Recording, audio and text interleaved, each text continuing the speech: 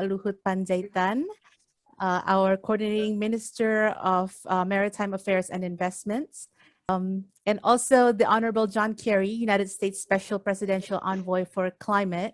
And we also have a number of very distinguished and esteemed guests tonight with us. Excellencies, friends, partners, Secretary General of ASEAN is here. And of course, everyone who will be part of this very, very historic moment.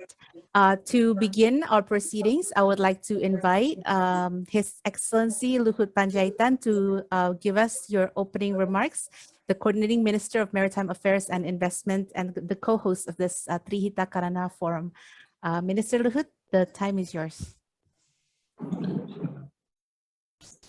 The Honorable John Kerry, the Special Presidential Envoy for Climate, His Excellency Mr. Alok Sharma, President COP26 UNFCCC, my colleague Minister Suharso, Excellency Mari Pangestu, my very good friend, Managing Director of Development Policy and Partnership World Bank, Mr. Mahendra Srigar, Vice Minister Minister for Foreign Affairs and Chair of Republic Indonesia Climate Working Committee.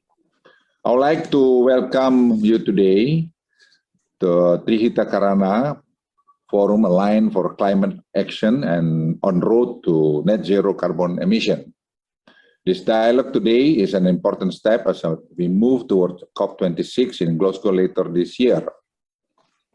Let me begin by recognizing and thanking Special Envoy, Excellency John Kerry. If I may address you, Pak John Kerry, because Pak meaning more warm address, this is the Indonesian way. Pak John Kerry for his personal support of the US government in our efforts.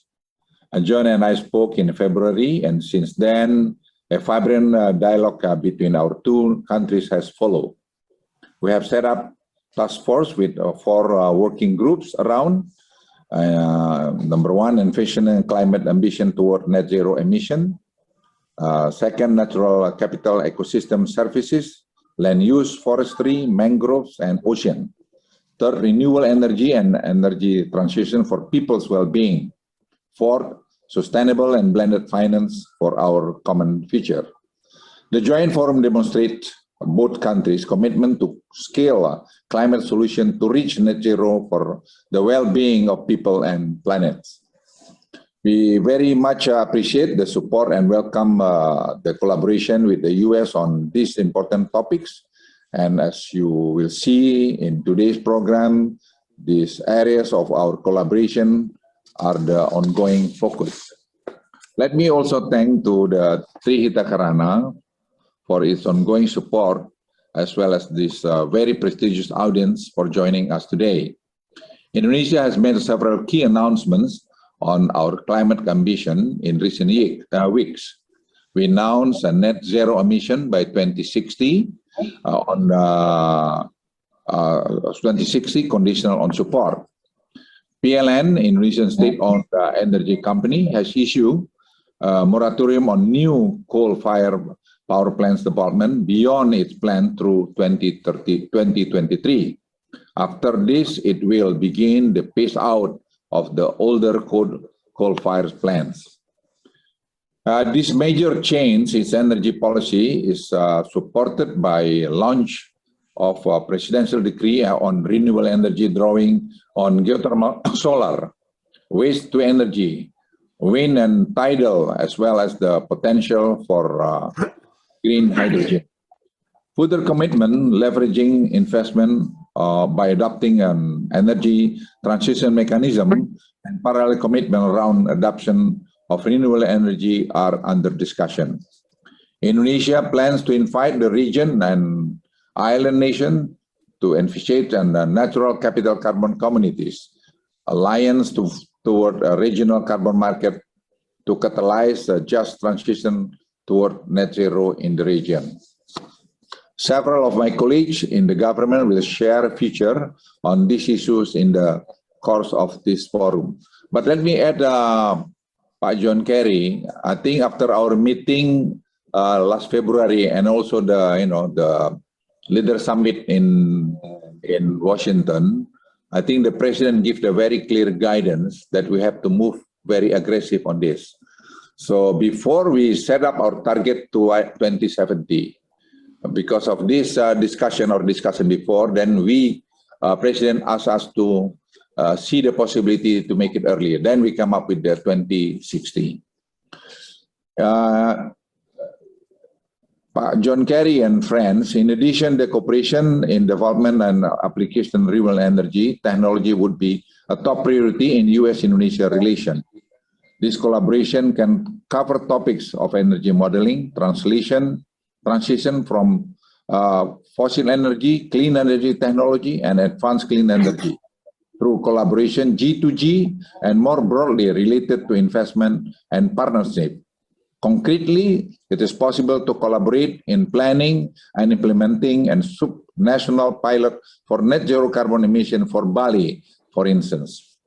In all these endeavors, the need for technology change, innovation, as well as the financing for the transition are front and center. The entrepreneurial technology change and innovation finance as key to transforming our economic into natural capital carbon and community superpower. We plan to launch a Center of Excellence in Technology and Finance during our 2022 G20 tenure. We are looking to the private sector for technology innovation because through private sector entrepreneurship, we can secure the massive change needed to meet the global goals. We need a center such as the Center of Future Knowledge that will focus on the role of technology transfer, R&D and private investment with leading global academia and research in realizing a happy, sustainable future in Indonesia. As regards finance, there are some global blended finance that have been established, such as the G1 Fund and the THK Roadmap on blended finance.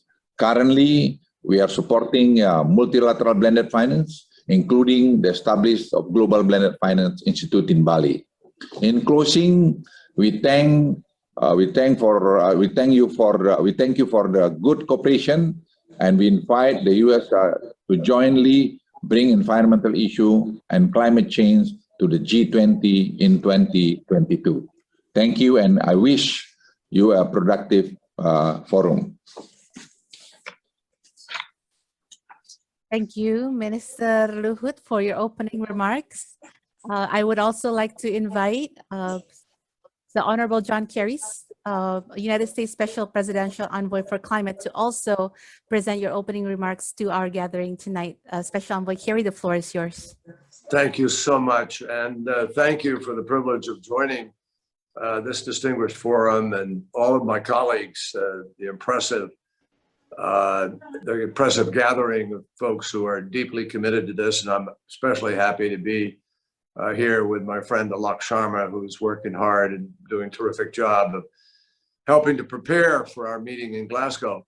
I'm super pleased to be joining Pak Luhut. He and I have been in very close conversation this year, and I'm traveling to Indonesia very shortly and look forward to having a terrific visit.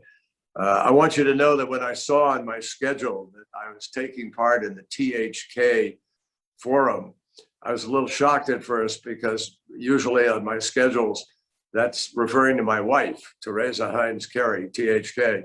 So I wasn't quite sure what she was cooking up or somebody was cooking up for me. But Pak Luhut and I joined this effort with a very common interest. His grandchildren have urged him to do more to care for our environment. And he shared with me in a very personal way his determination not to let his grandchildren down. And I know for me, I was very privileged when I had the opportunity to sign the Paris Agreement at the UN. And I brought I was babysitting actually at the moment when they called my name. So it was not preordained, but I walked out with my grandchild and she sat on my lap for the signing of the Paris Agreement. So Pak Luhut and I and all of you, I know, every one of us shares very personal commitment to this endeavor.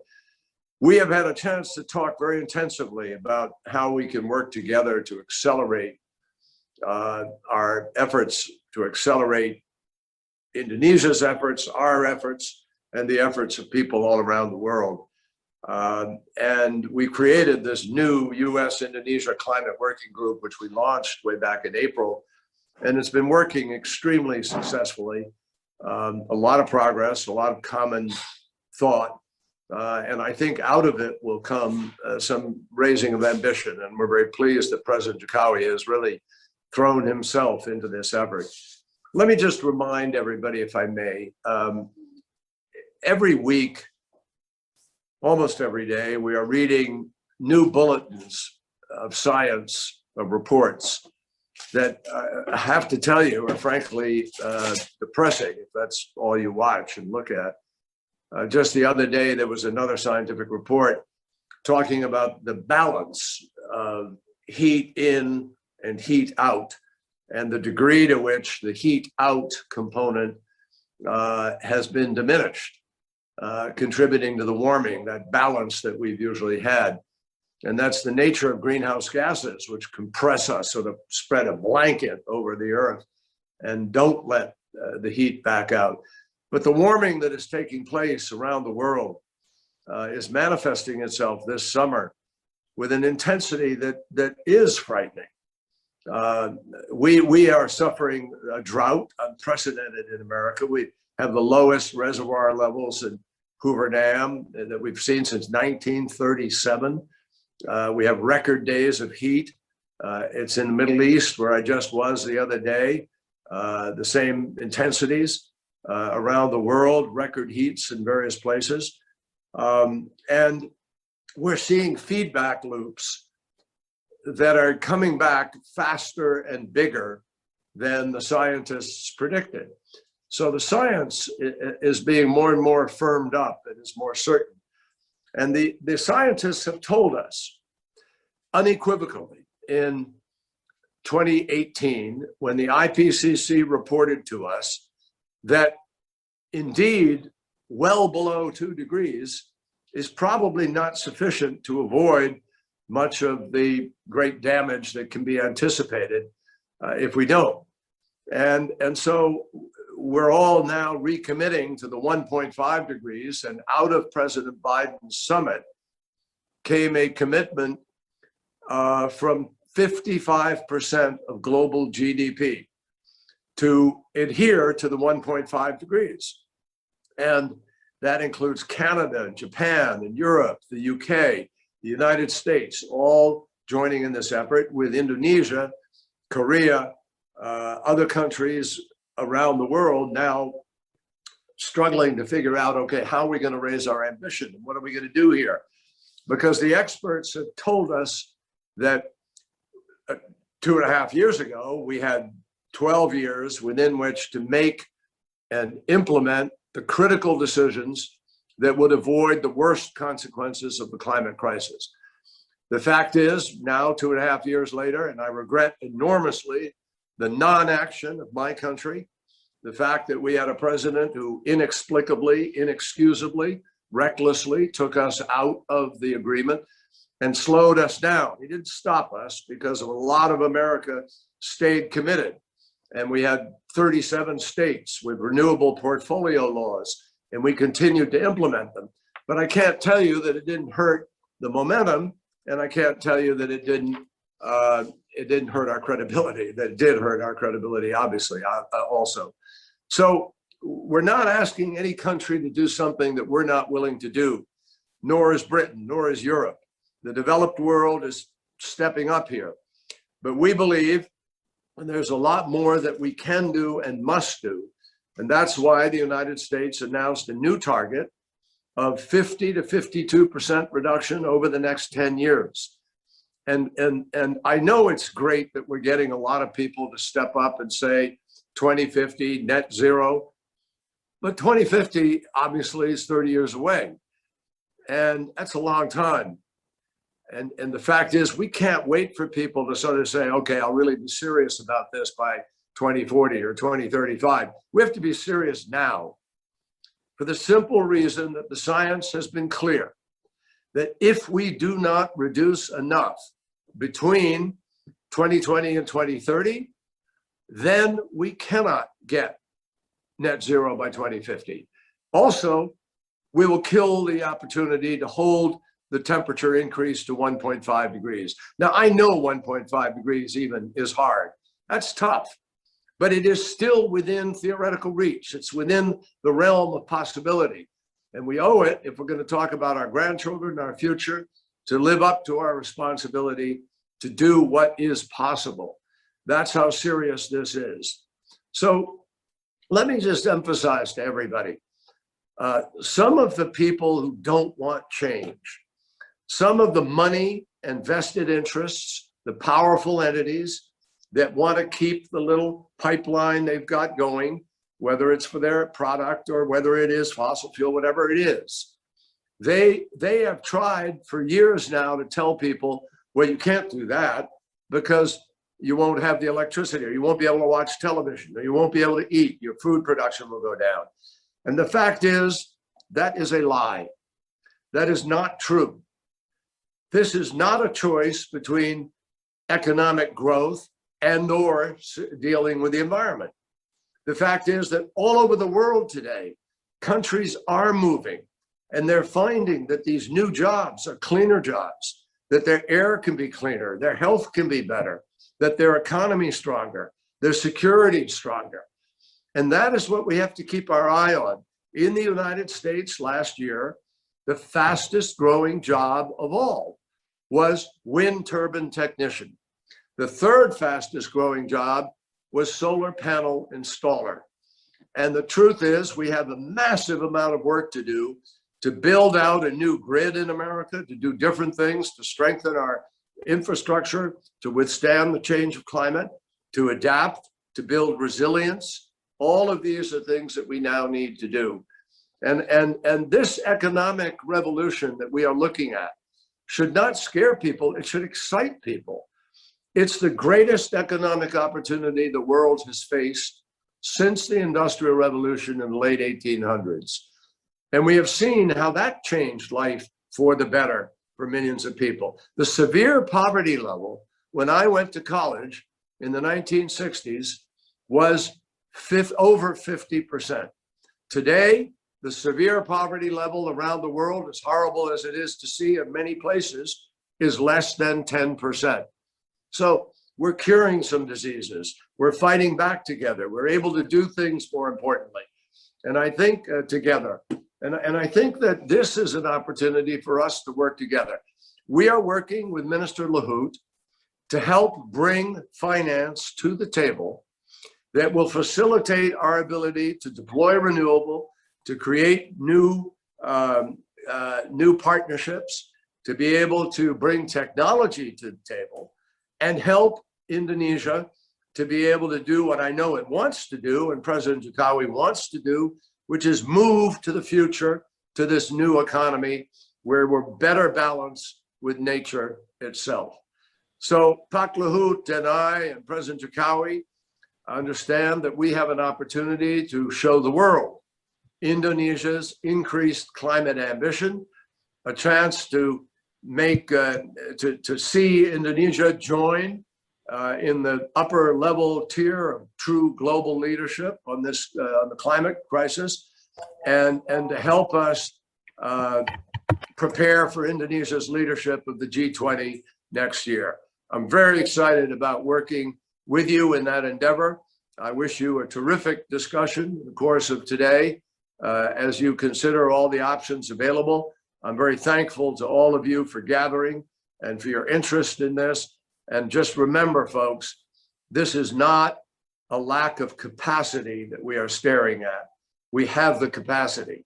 It's a lack of will. We have to make the decisions that the world is looking to us to make. So thank you for the privilege of joining you. And thank you, Pak Luhut, for your friendship. I look forward to seeing you in person when I get out there. Thank you, Special Envoy Kerry, for the very powerful reminder and support. And Minister Luhut, we are very I think, encouraged by the message, the strong signal of will of collaboration, and looking forward to the rest of the microcosm of the system who are here tonight with us to make all the relevant and necessary commitments towards the net zero carbon emission ambition. So thank you. I would like to now shepherd us to the setting of the stage of the context of tonight's discussions, which will be moderated by our very own Ibu Mari Pangestu, Professor Mari Pangestu, who is now the Managing Director of Development Policy and Partnerships at the World Bank. And also, of course, the THK Karana Forum was born out of her idea and aspirations years ago. So Ibu Mari, I would like to pass on the floor in your capable hands to guide our next round of panel session.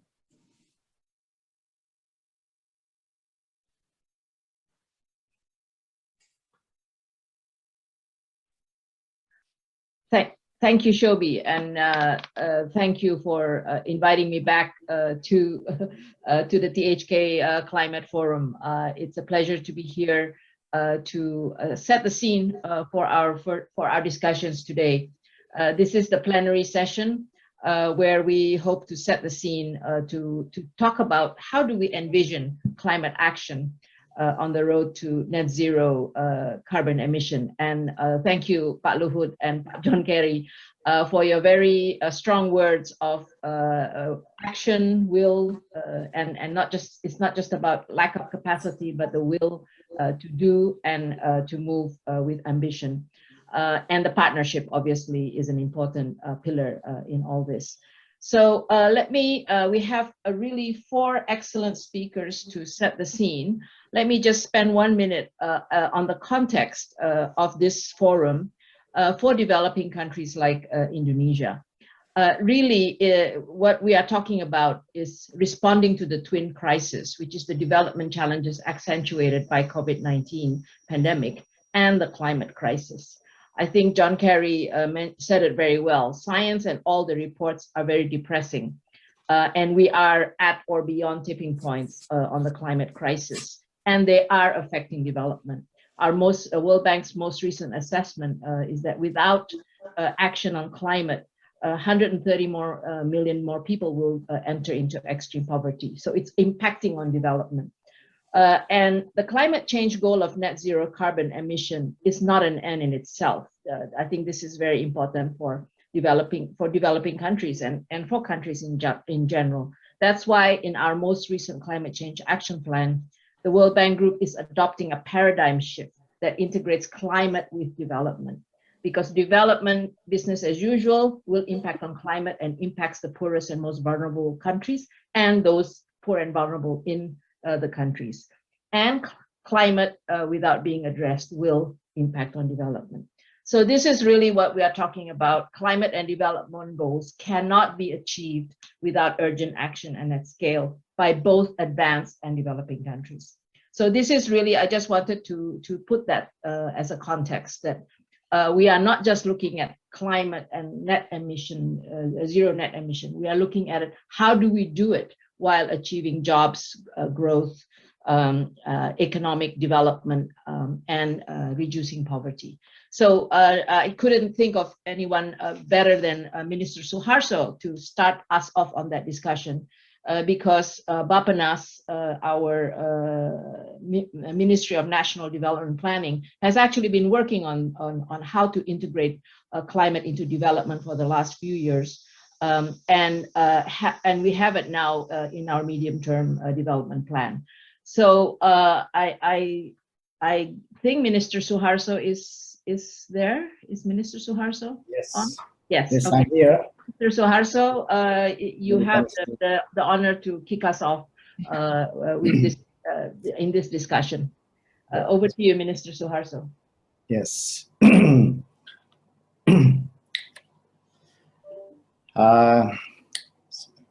His Excellency, Mr. Luhut Binsar Pandjaitan, Honorable John Kerry, Special Envoy to the President of the United States for Climate, Excellencies, Minister and Honorable Speakers. distinguished guests, ladies and gentlemen. It is a great pleasure for me to join and meet all of you virtually in this wonderful event. And I would like to appreciate the organizer, speakers, and all participants for making this event possible to happen and meet the very challenging situation we are facing now today. For Indonesia, net zero emission is not only about commitment to reduce greenhouse gases emission as agreed in the Paris Agreement. Further, net zero emission could also become an essential part of Indonesia's economic transformation towards a green economy and sustainable development. Bappenas has a policy scenario low carbon development initiative of net zero emission and its consequences policy as integrated system approach. We have received positive response upon that scenario. However, I think the most important question now for Indonesia is not merely about policies, even when Indonesia could achieve net zero emission, but the most important thing is how to get there. Our analysis shows that achieving net zero emission with any scenarios would require new technologies that are currently not yet implemented, and of course, entail a huge financial consequence. Some of them are carbon capture, utilization and storage, hydrogen, nuclear power, and others in energy sector. We can make a list of these future technologies.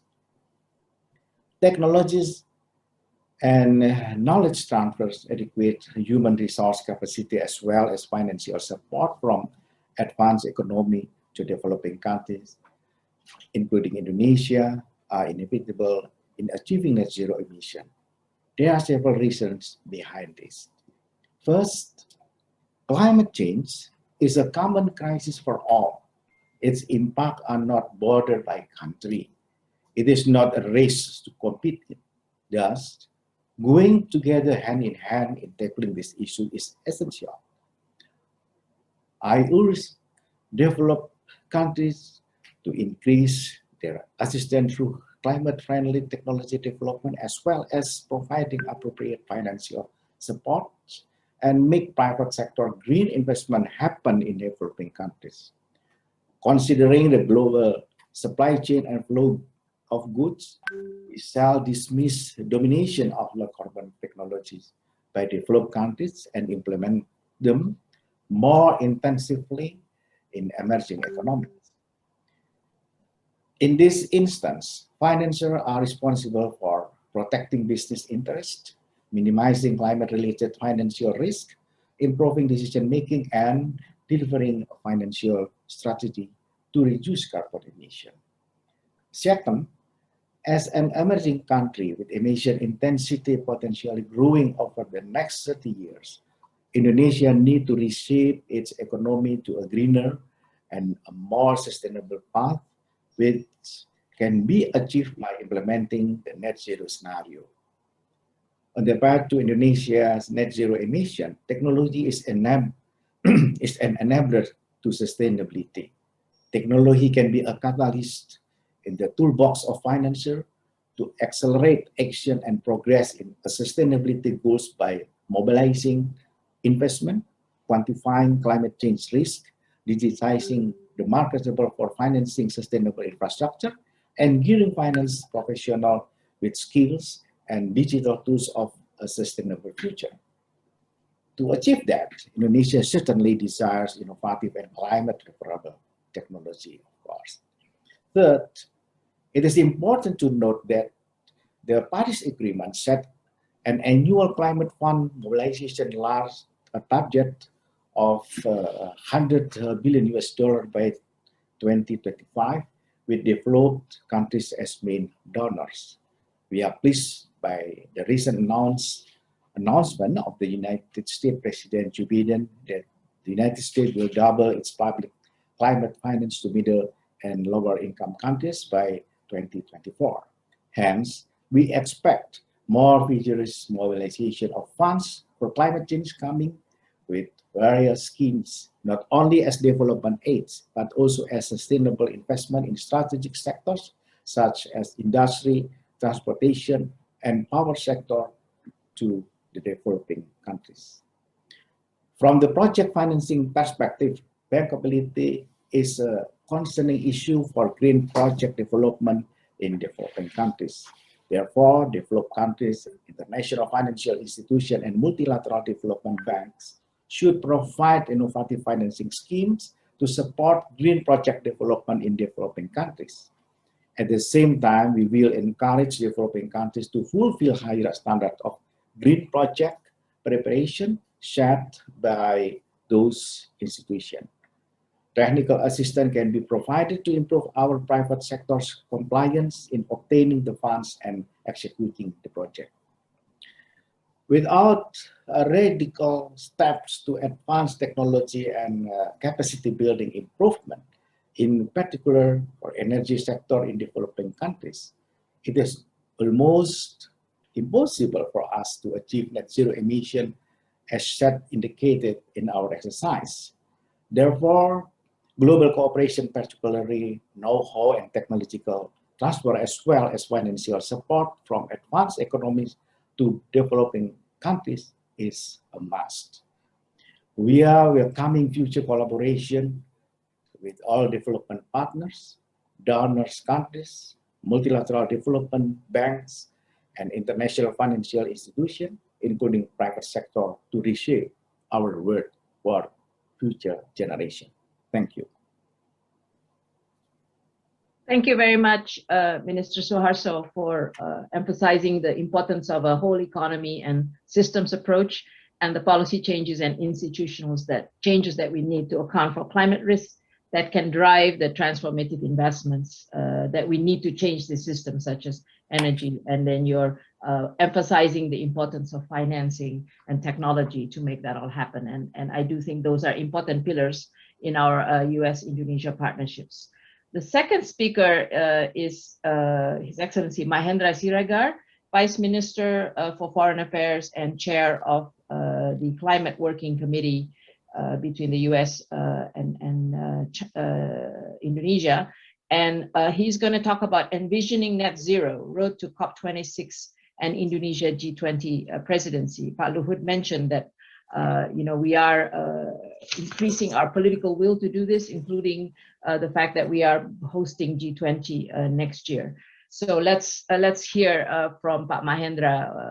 How do we envision, and not just envision, obviously, how do we realize this vision? Pak Mahendra, the floor is yours. Thank you very much, Bu Mary.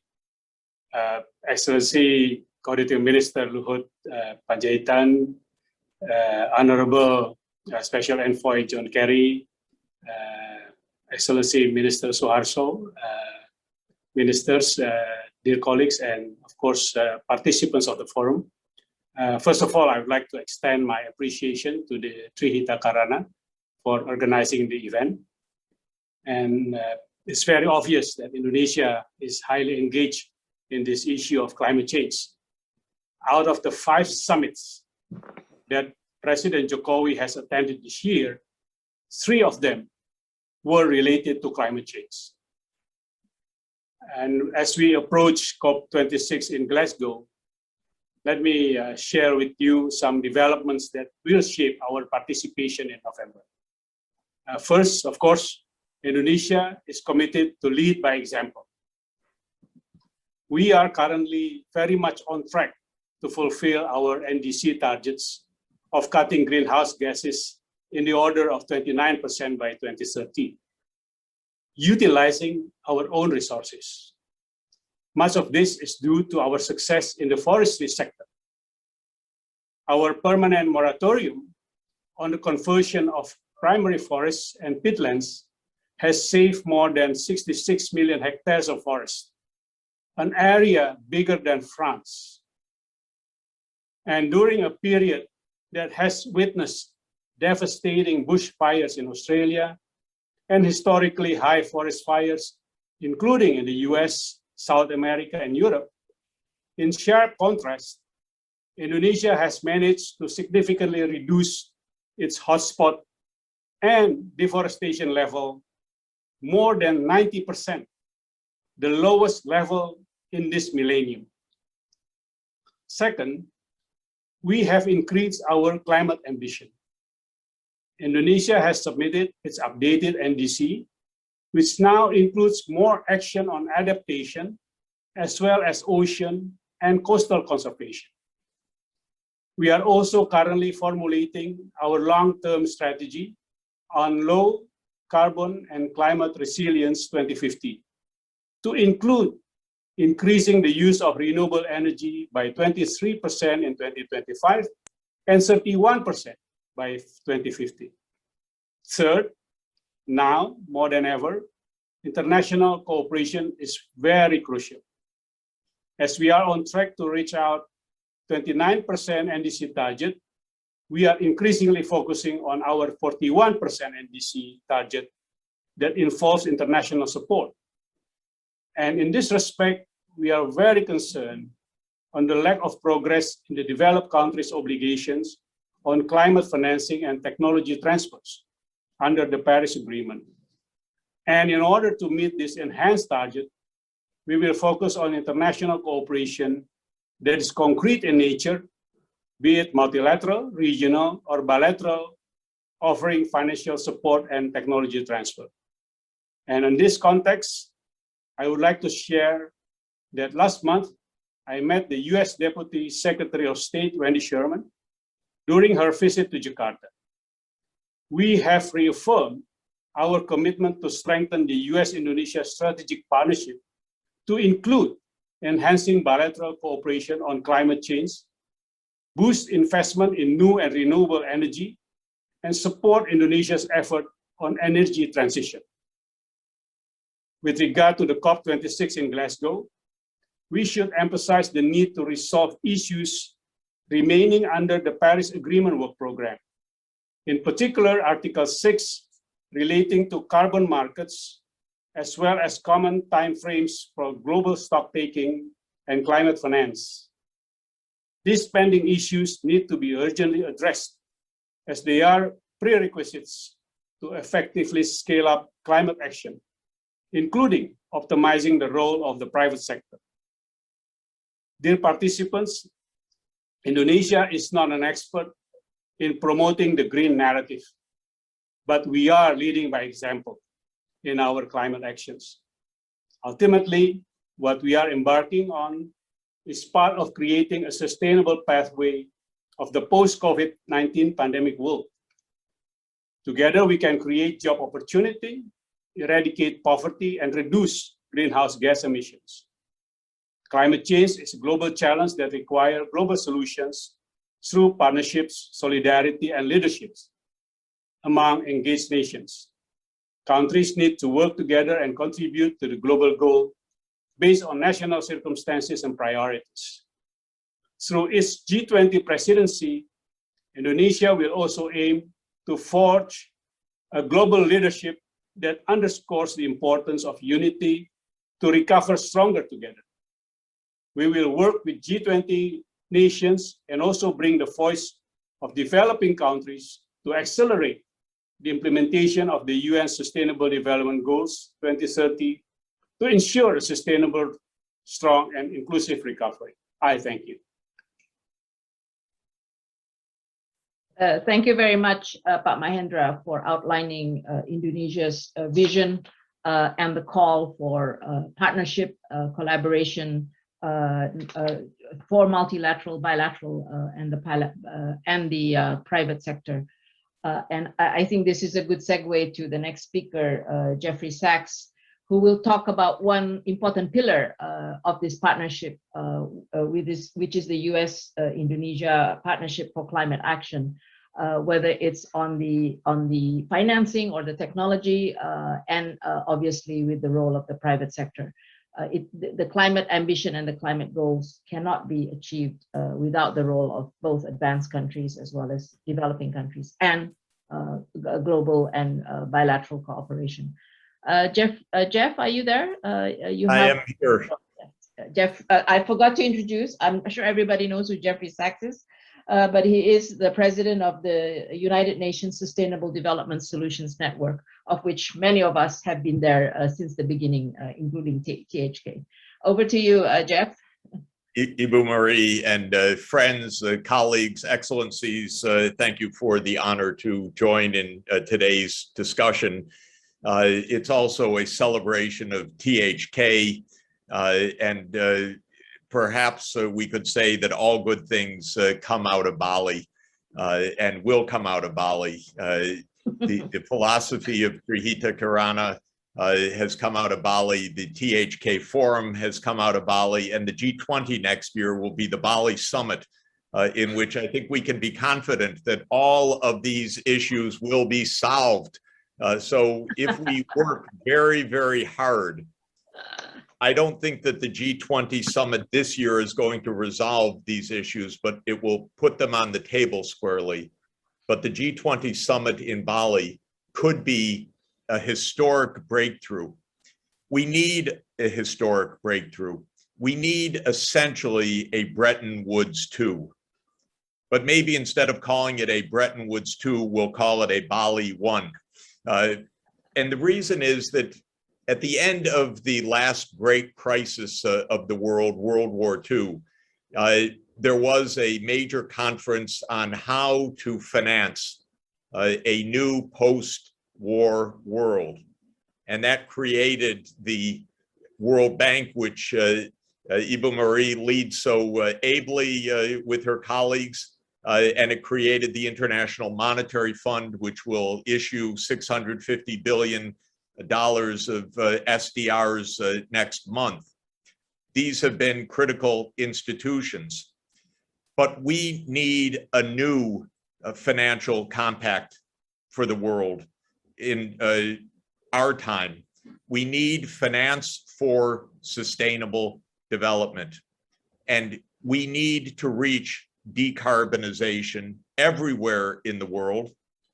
I would say 100% everywhere by 2050.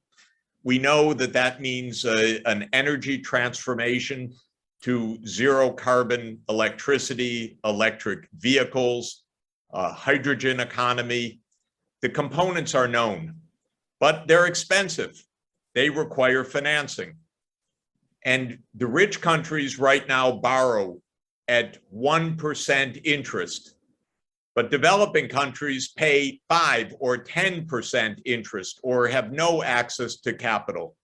The financial system doesn't work properly because it channels funds to those who have capital and not to those who need capital. This is a basic proposition. And so this is our goal, in my opinion, at Bali 1, the summit next year of the G20. I can't think of a better host of the summit than Indonesia to represent the interests of the developing world in partnership with all of the world. The partnership of Indonesia and the United States in this year, as it's being forged with Secretary Kerry, our finest statesman in the United States, and Minister Luhut, between President Jokowi and President Biden. This is a key pillar for global cooperation. Let's leverage this into a key pillar for solutions. The problem we've seen in this pandemic is that the world has become more unequal, not less unequal. The rich have gotten richer. The billionaires have increased their wealth in the pandemic by $5 trillion. That's just 2,500 individuals. Whereas much of the world, billions of people have become poorer. We see it in the unequal access to immunizations, to technology. And we see it in the unequal access to finance, which is where I want to put my emphasis in the remaining moments of my remarks. The United States has borrowed and spent $6 trillion from last March until now in fighting COVID. Good. This is leading to a vigorous recovery in the United States. But what about developing countries? They have been tightening their belts. While the rich countries have been financing their way through, the poor countries are seeing Fitch and others write down the creditworthiness, downgrade country after country, dozens, making it even more difficult to finance the recovery. So far, there are not satisfactory answers to this. Let me be clear. The G7, the rich countries, have failed so far. They promised back in 2009, $100 billion per year for climate action. Incredible. That was never a big number, but they didn't meet their goal. They still don't have a formula to meet it.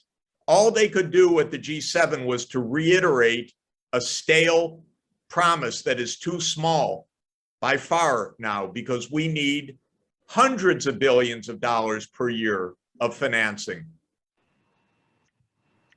So these problems are not solved, which is why I would like to advocate that the Bali summit really resolve these issues. That gives us a year of homework, lead time, and the most beautiful place in the world to settle these issues. Because Bali is inspiring. It brings the best out in people.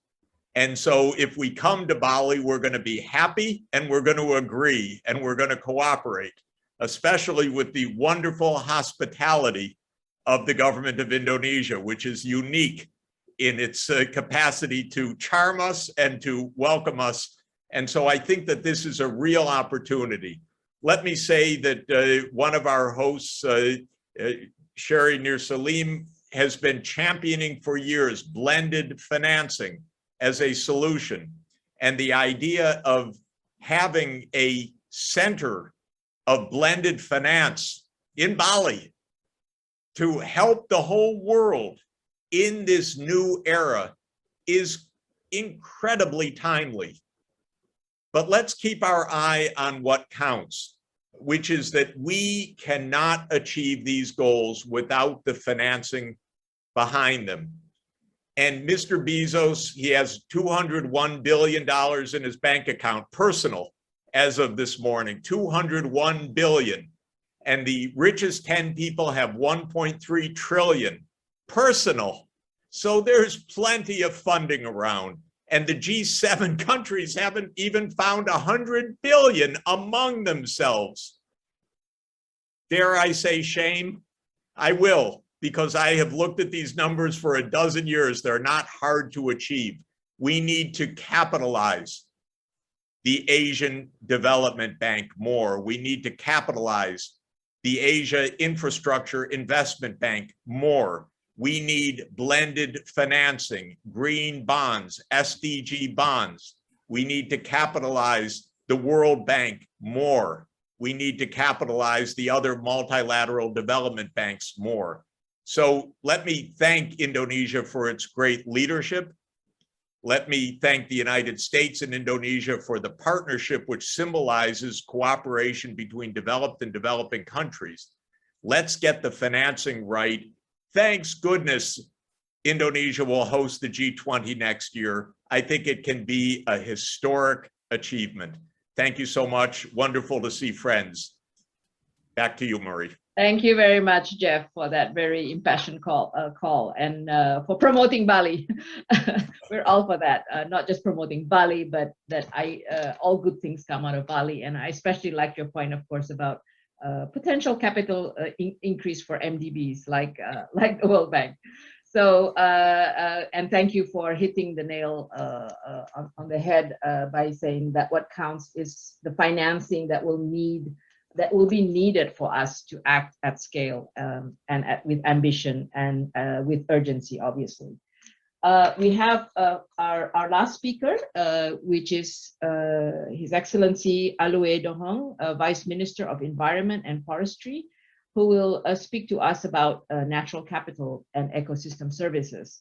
recognizing that one of the depressing numbers that Secretary Kerry was mentioning was how while physical natural capital have been physical and financial capital have been increasing, natural capital has been declining at alarming rates with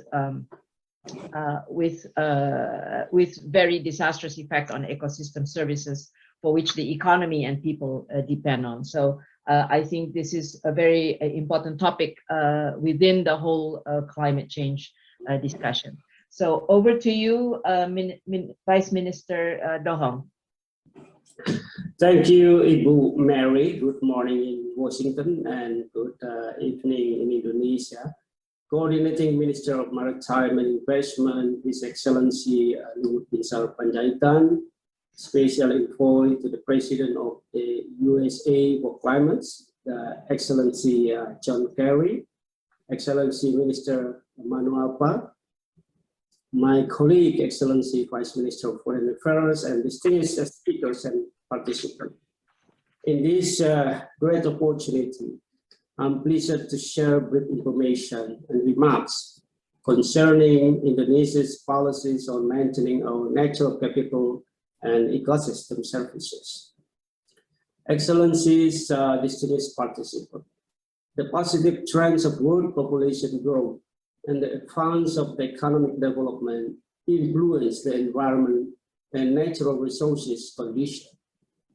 Furthermore, continued rapid population growth and the increase of per capita income are accelerating the global demand for production and consumption of forest products and services, and putting significant pressure on forests, habitat of endemic species, decreased biodiversity, and disturbed ecosystem and other ecosystem services. Indonesia is getting grips of advancing development while addressing environmental challenges. Our national policies on forests are in line with the objective of SDGs.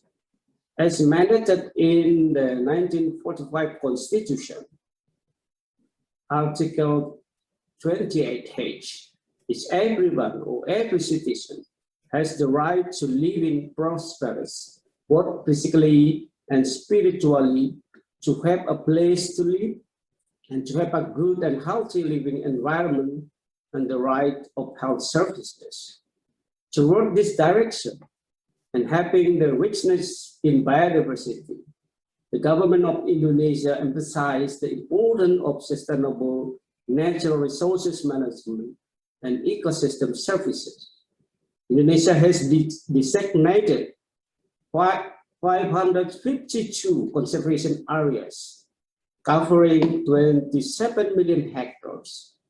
In addition to this, we have around 29 million hectares of protection forests and 0.7 million hectares of essential ecosystem. This sum up to over 51 million hectares of protected forests, or over 28% of the country's land, surpassing global IG target of 17%. Biodiversity is a pillar of life support system. Conserving and sustainably utilizing biodiversity can maintain the system. Indonesia implements 3 pillars of conservation comprising protection of life support system, preservation of biodiversity and its ecosystem, and sustainable utilization of natural resources. We do also approach to policies on landscape conservation and metapopulation and their relationship in regard to species survival. So let me also share you a figure on deforestation, already actually mentioned by my colleague, Vice Minister of Foreign Affairs. Recently, Minister Siti Nurbaya has revealed a dramatic fall in the country deforestation rate in the 2019-2020 period, down 75.3% 3% compared to deforestation in 2018-2019 period, or from 462.5 thousand hectares declined to just 115.5 thousand hectares. This figure refers to the net deforestation and represents extremely sharp decline in deforestation nationwide during this pandemic year. On the ecosystem, Indonesia implemented integrated watershed, unique ecosystem, and coastal marine ecosystem management, including unique ecosystems such as mangrove and peatland. Excellencies, distinguished participants, in the context of achieving our NDC target in 2030, since 2015, with corrective policy and action measures on forestry sector, we have managed to achieve the target, but we are also aware of the fluctuation. Since we are dealing with nature, hence all the time we need to manage and control it, in particular in the forest fire control. We managed to reduce emission in the following years, 2016, to become 1,336 million tons CO2 equivalent. Emission reduction from forest and land fire in 2020 was only about 4.2 million tons CO2 equivalents. It was a dramatic reduction, reaching about 93% compared to emission in 2019, which is around 603.8 million tons CO2 equivalents. This emission reduction contributed significantly to the reduction of national GHG emission in 2020. Meanwhile, we still have emission from other development activities. Emission reduction profile in forestry sector show a fluctuation. Mitigation action contribute to the emission reduction, such as the emission reduction from deforestation, policy and implementation of sustainable forest management, and controlling forest fire and peatland.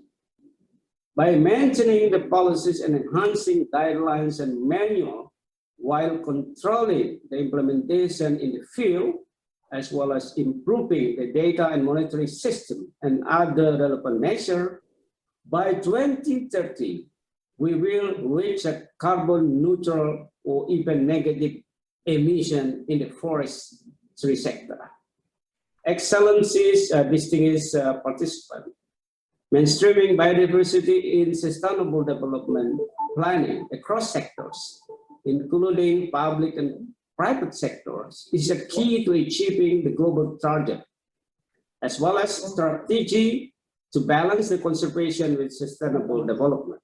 Therefore, we need to continue mobilize new resources for biodiversity from a wide variety of sources, including natural capital accounting, internalizing the externalities, and payment for ecosystem services.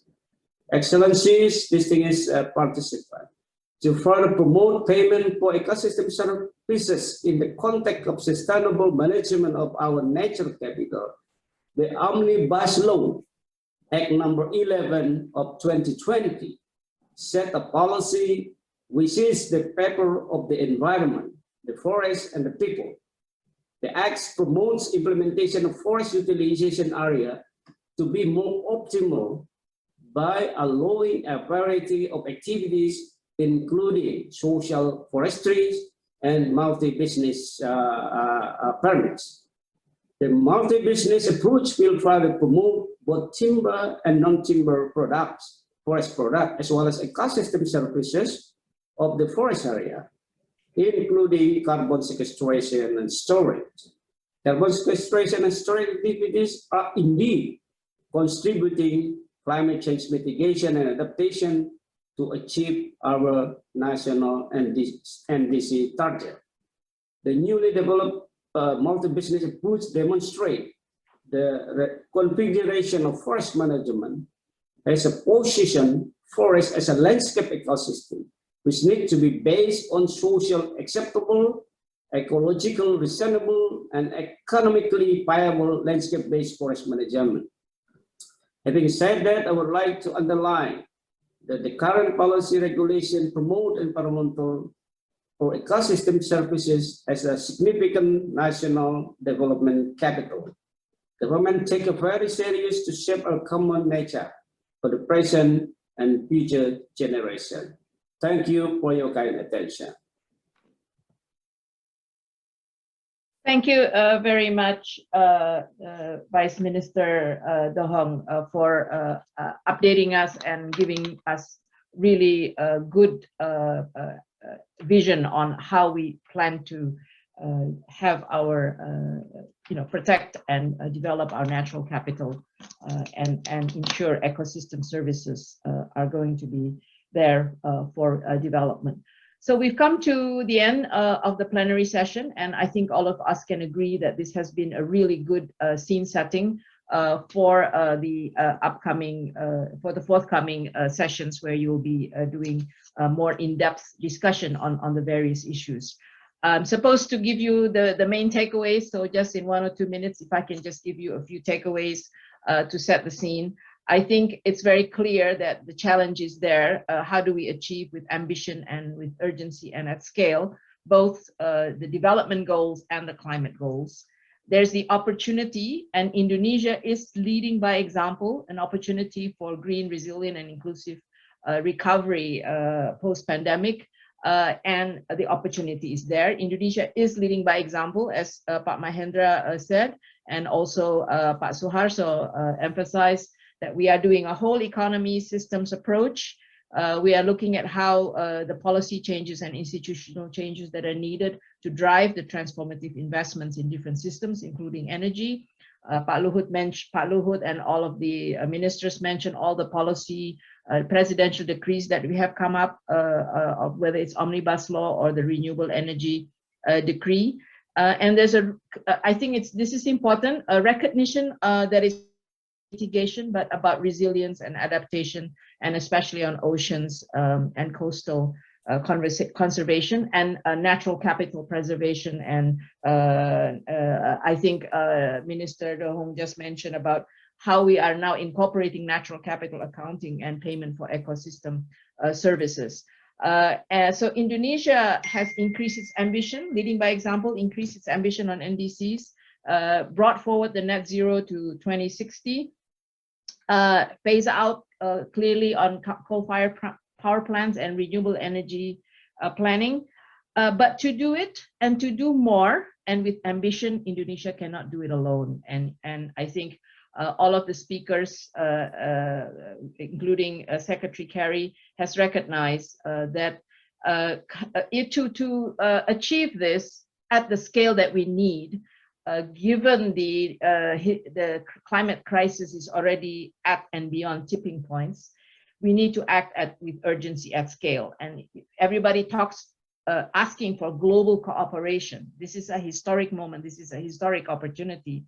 But let's not just talk. It's not lack of capacity. The financing is there. There's a lot of trillions of capital that are looking for places to invest. And the technologies are increasingly there. So it's not lack of capacity, but lack of will. And the ability to do what counts and what is concrete, as Pak Mahendra said, in terms of international cooperation. So a number of things came out, and hopefully this will be coming out of Bali, as Jeff said. Advanced countries need to act, and Secretary Kerry said that US and at the recent G7, they have also come up with net zero ambition, but the provision of the increased resources that are needed, whether it's the 100 billion climate financing and technology, how can this really happen? Whether it's channeled through MDBs bilaterally or with private sector, this is something that we need to make sure we focus on. And how do we make sure the private sector, which has to be coming up with the financing and the technology, can make this happen. This is about the policy changes, the investment environment, ensuring you know how to account for climate risk. It's about carbon pricing. It's about carbon markets and capacity for developing countries to be able to come up with the right environment to crowd in private capital. And this is a range of innovative financing instruments, including blended finance. And just to close that, the World Bank is ready to support developing countries like Indonesia on this journey, together with partners like the US-Indonesia partnership. We have committed 35% of our financing for climate finance and at least 50% for adaptation and resilience. So we really look forward to concrete actions and as we all know, this needs global cooperation and unity so that we can, in accordance with the G20 2022 theme, so that we can recover stronger together. So let me end this really excellent session with a big thanks to all the speakers, to Pak Mahendra, to Minister Suharto, to Minister Dohong, and of course to our old friend Jeffrey Sachs. So I'll hand it now back to you, Shobi, I guess, for the next set of session, for the introducing us to the next set of sessions. Thank you, everybody. Thank you so much, Ibu Mari, for your excellent moderation as always. Always a joy seeing you in action. And thank you for our speakers. I think very, very strong support and a strong context setting for our next session, which we hope we will be able to rise to the challenge of taking the next step and turning it into concrete action. We have two parallel sessions of roundtables. We call them deep dive session. The first one will be addressing technology and innovation for a sustainable and equitable development model. We will be featuring technology projects and initiatives that will scale our collective climate action. And it will be facilitated by Professor Edward Crawley, Professor of Engineering at Massachusetts Institute of Technology, and who is also a senior advisor at Tsinghua Southeast Asia Center and United in Diversity, Bali campus. And the second deep dive session in parallel. So one is talking about the technology and the other side is talking about how we can support that with financing.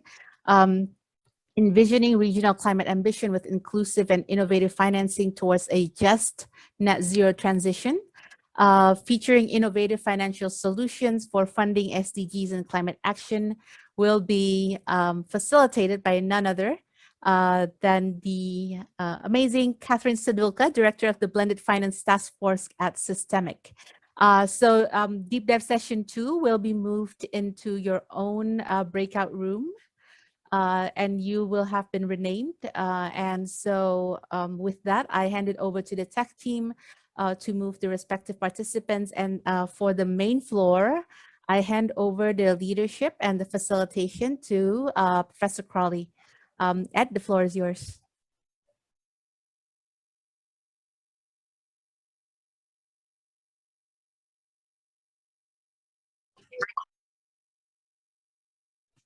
Thank you, Shobi.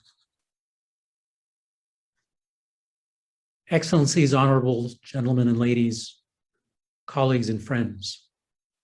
I've spent my life putting things into space. I'm a spacecraft engineer. And in my lifetime, we've gone to the moon, we've landed vehicles on Mars, we're on the verge of connecting the world through low Earth orbit satellites to the internet. These are real game-changing technological events, but they pale in comparison with the conundrum, the crisis, the challenge that we face in global climate change and global warming. We have to be able to reach our goals that are associated with the environment while still not exhausting our sources of capital, financial capital, natural capital, business capital, and technical capital. The other session of these two parallel ones focuses on the financing. And this session will focus on the technical issues, scientific issues of building our new environment. So in particular, we're going to talk about natural capital and energy alternatives. These represent working groups 2 and 3 of the 4 working groups set up between the United States and Indonesia. We're going to take an approach that has 4 steps. First, we're going to talk about enabling HR and business practices, sort of set the foundation, set the context of how we'll work together on these problems. Then we'll listen to our colleagues from Indonesia about the priorities that they have. What do they need most help with, and what do they need help with most urgently? Then we'll discuss some approaches, and finally we'll look back on this and see where we can engage and help support the Indonesian initiatives. These technologies we developed have to be scalable, sustainable, and equitable. Some ideas that have emerged from the working groups include initiatives such as IEEE's Engineers United in Diversity, the X Prize Call to Action, venture funds specifically oriented to SDG approaches, Bali as a prototype for a future Indonesian capital, and near net zero industrial parks in Kalimantan in the near future. So we have an assortment of distinguished colleagues and friends from around the world. And unfortunately, the timing only allows for very short comments by these people. The instructions to the speakers said 3 minutes. After 3 minutes, I'll make some gesture indicating that it's time to start wrapping up, because we have on the order of 15 speakers if we get to the bottom of the list. So our first speaker in the category of enabling infrastructure is going to talk about Engineers United in Diversity, which is an initiative of the IEEE, the largest professional society in the world. And the presenter here is Konstantinos Karachalos. Konstantinos, are you there? I am. Please go on. Thank you, Ed. So I hope you are hearing me in an acceptable way. Fine, thank you. So it is really a true pleasure and honor to join this forum today.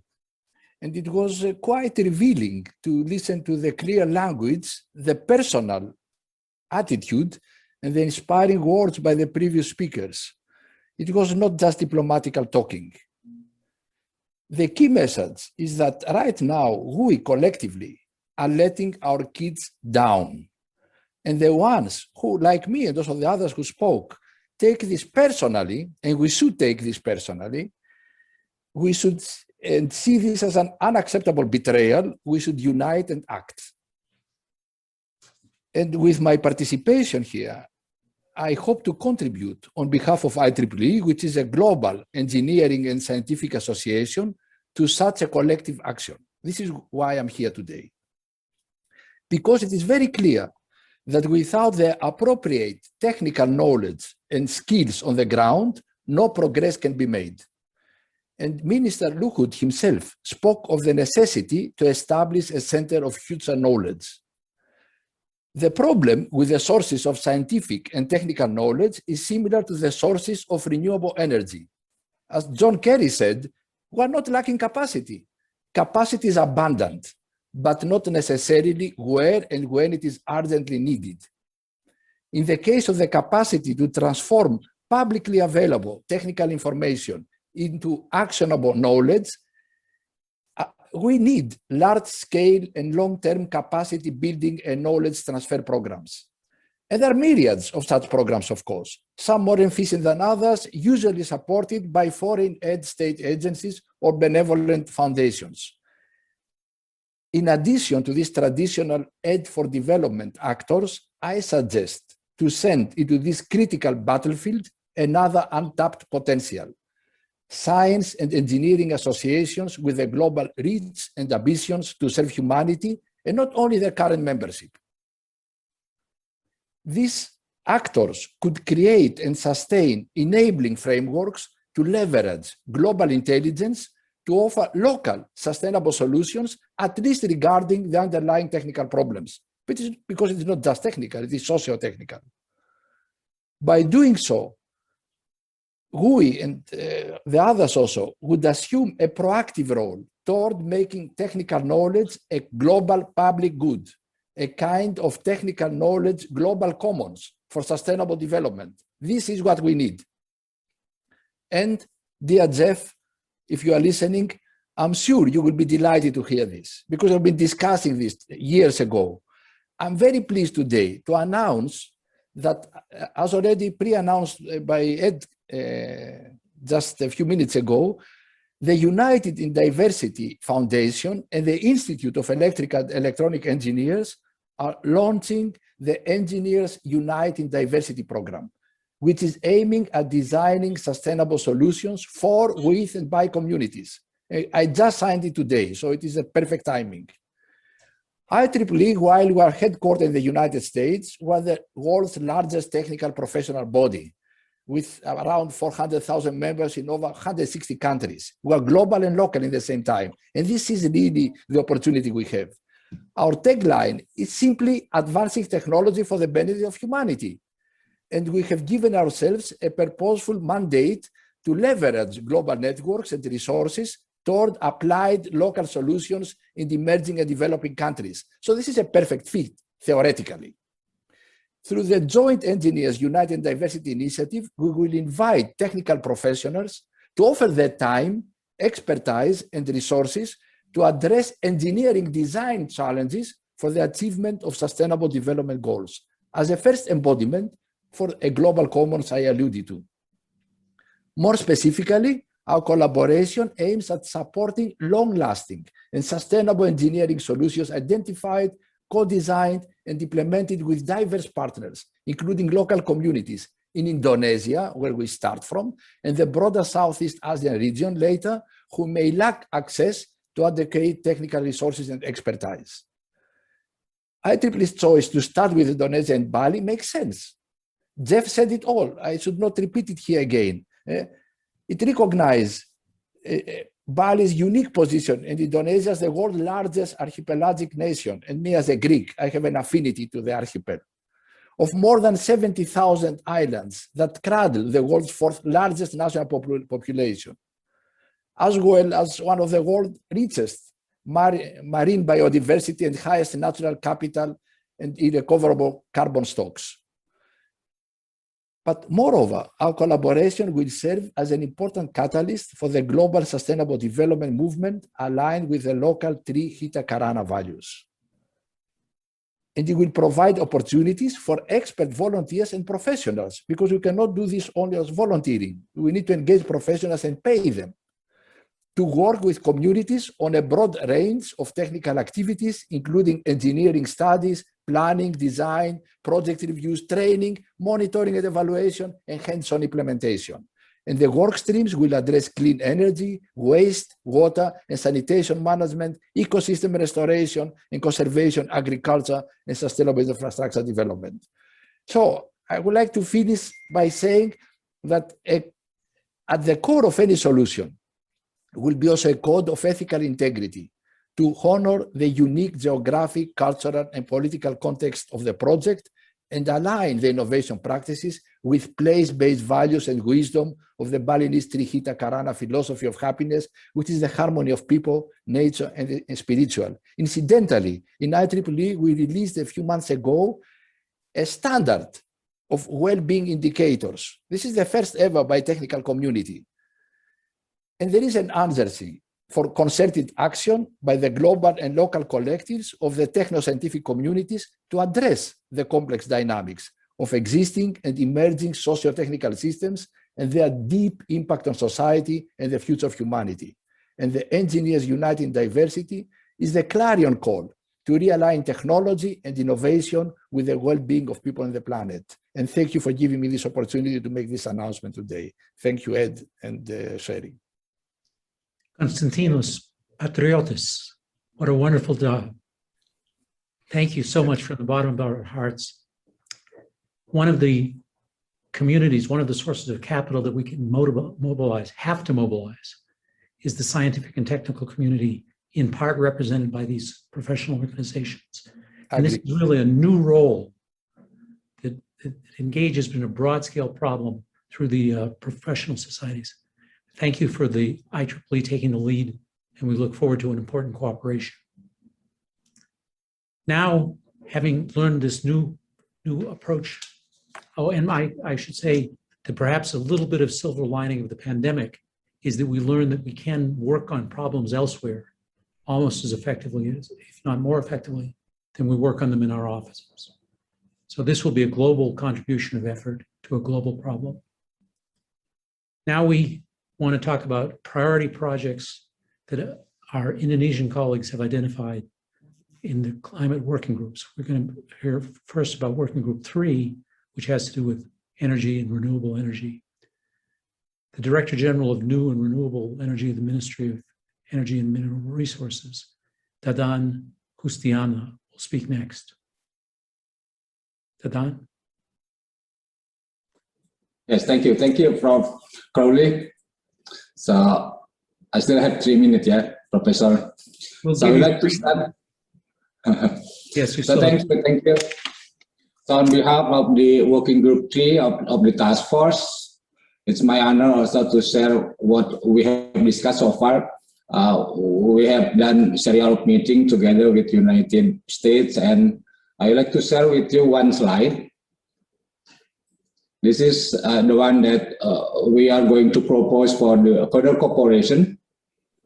So this is at least 15 or 20 years our planning to go for Indonesia to go toward the net zero emission. Of course, based on the just transition principle that we have to provide the energy with the good availability, accessibility, and of course affordability. And then we'll continue also to have more sustainable energy and also the competitiveness for the people here. So currently we use both fossil fuel and of course renewable energy. Our share of renewable energy is 11.5%, and for the next 5 years we would like to have double to be 23%. And for the next 10 years we like to add around 20 gigawatt of renewable energy into the grid. It will be coming from the renewable energy in our domestic available resources, in particular solar, geothermal. We are the second largest of the resources of that renewable energy. And we like also to promote more the new one, wind energy, for example. We just have 2 projects in the country, and we like to have more with the partnership with the United States. We are leading by example on using biofuel. We are the country that use B30, 30% of biodiesel, put it into the diesel fuel. And we are now in the process of industrial preparation to have more green gasoline into the tank, put it into as the mixture with the gasoline. So on the other hand, that we are currently using more for electricity coming from coal. And of course, the Indonesia is rich in terms of core resources. So we have also proposing the idea to have more cooperation in CCUS on how to have this smooth transition, on how to have smooth phasing out of coal together with the advancement of the technology in terms of the CCUS. In addition to that, the infrastructure for electricity, we are still lacking in the smart energy. We need more to enhance the smart grid. We need more to have a technology in terms of electric vehicle. Of course, we are the country with 17 islands. So putting more renewable energy, we need more energy storage. So we do here in terms of battery, and we are also in the stage to invite more stakeholders as the initiative to develop more further clean energy, including hydrogen.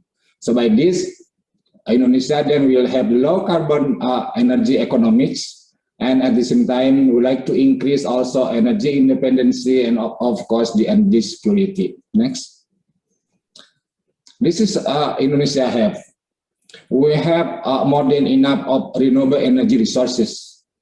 Almost all of any type of renewable energy are available here in Indonesia. will add more around 38 gigawatt for 15 years. Now it's coming from geothermal, bioenergy, less amount coming from wind, and I think hydro is the most conventional of renewable energy that we are currently used in the country. So we like to enhance the cooperation, to open more our market for the cooperation, and also to increase the renewable energy implementation of the country. I think that's all from my side. Thank you, Prof. Thank you very much, Tadan. I noted that this is a clear example of resource balancing between the carbon sources and the carbon sinks. I was surprised that wind is as small a wedge as your figure appears to be. Is there a systemic reason why wind is not desirable or not productive in Indonesia? Well, mostly wind resources are located in the area that there is no demand yet. In particular, it's located in offshore in a very eastern part of the country, it's very close to Papua. This is a very eastern part of Indonesia. So there is no demand yet. And that island also, we have huge resources in terms of hydro. So now we are thinking to have the Indonesia super grid. So now we are doing the study how to connect those islands and to connect the demand and resources. The demand located mainly in the western part, and the resources of the hydro and wind are located in the east. I see. So it's a future expansion plan. Of course, yes. Thank you so much for this insight. And I encourage our colleagues on the lines, all 201 of them, or 199, two just left, to think about how we individually and we as organizations can help address some of these issues that have been laid out by the ministry. There's a polling process that's coming up, and we want to see if we can engage in each of us as individuals and as collective organizations. Thank you so much. The next speaker is going to give an example of what I would call a prototype or a pilot. If we can get to zero net carbon by 2060 everywhere, we ought to be able to get to zero net carbon by 2030 somewhere, right? Some small version of the larger problem. So one of these proposals is for a net zero industrial park in Kalimantan, and Adrian Lebong is going to speak. Adrian? Thank you so much, Edward. I have no slides at this moment, so I would just like to exchange some thoughts with you guys. I think one of the critical issues was just mentioned by Pak Dadan, because in Indonesia, the demand of energy is not necessarily where the renewable resources are. So our approach has been, how can we bring the demand to the resources? And so there's a little bit of a different approach, which I think is complementary to trying to connect the established demands in the western part of Indonesia, which you have mentioned, with what we are trying to do in trying to bring industry that is energy intensive to areas where we do have a reasonable amount of renewable energy. So one of these concepts is what we're trying to do is to develop a facility in North Kalimantan.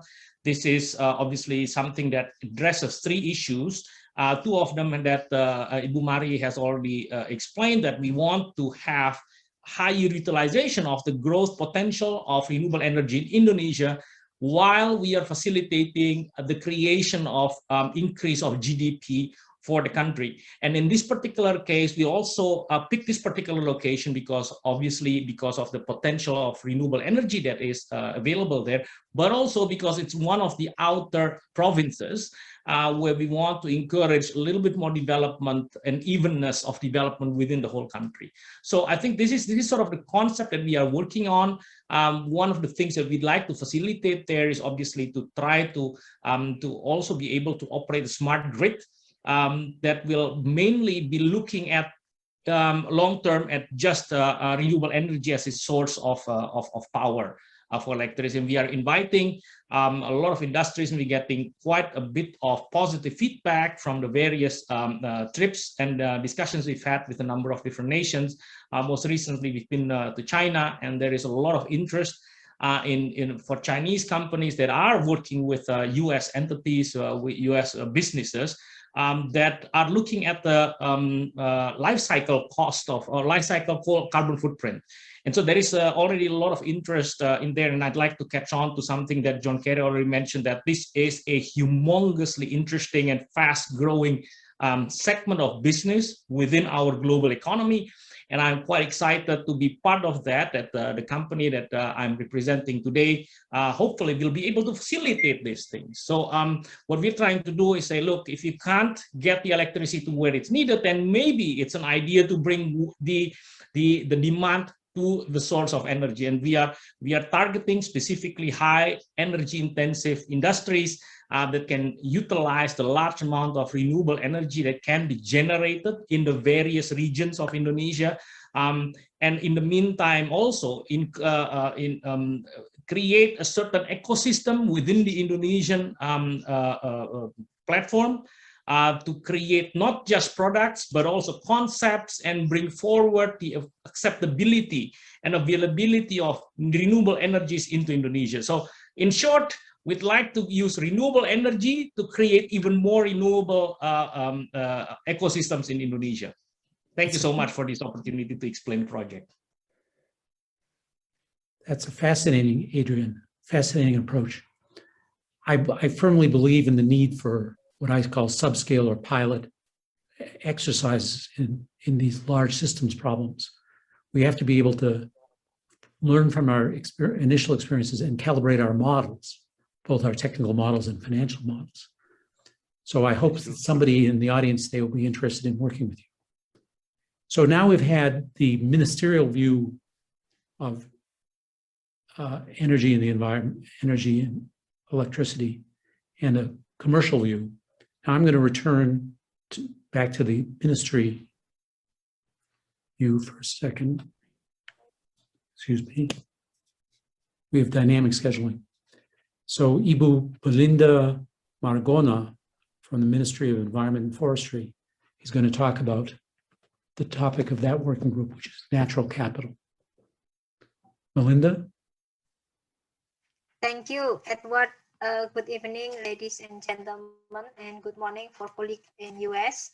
My name is Belinda. I'm on behalf of the DG of Forest Planology and Government.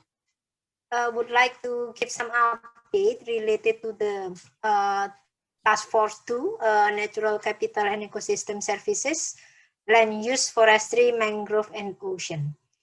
So the variety of the topic is quite wide because it's including the land use, the forestry, mangrove, and ocean.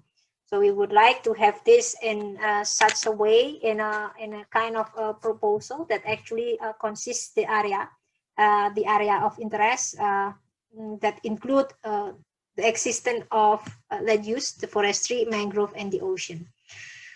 We do have already a couple of meetings. Meetings have been settled among Indonesian ministries and some institutions in Indonesia, even though we have not yet done with the final agreement.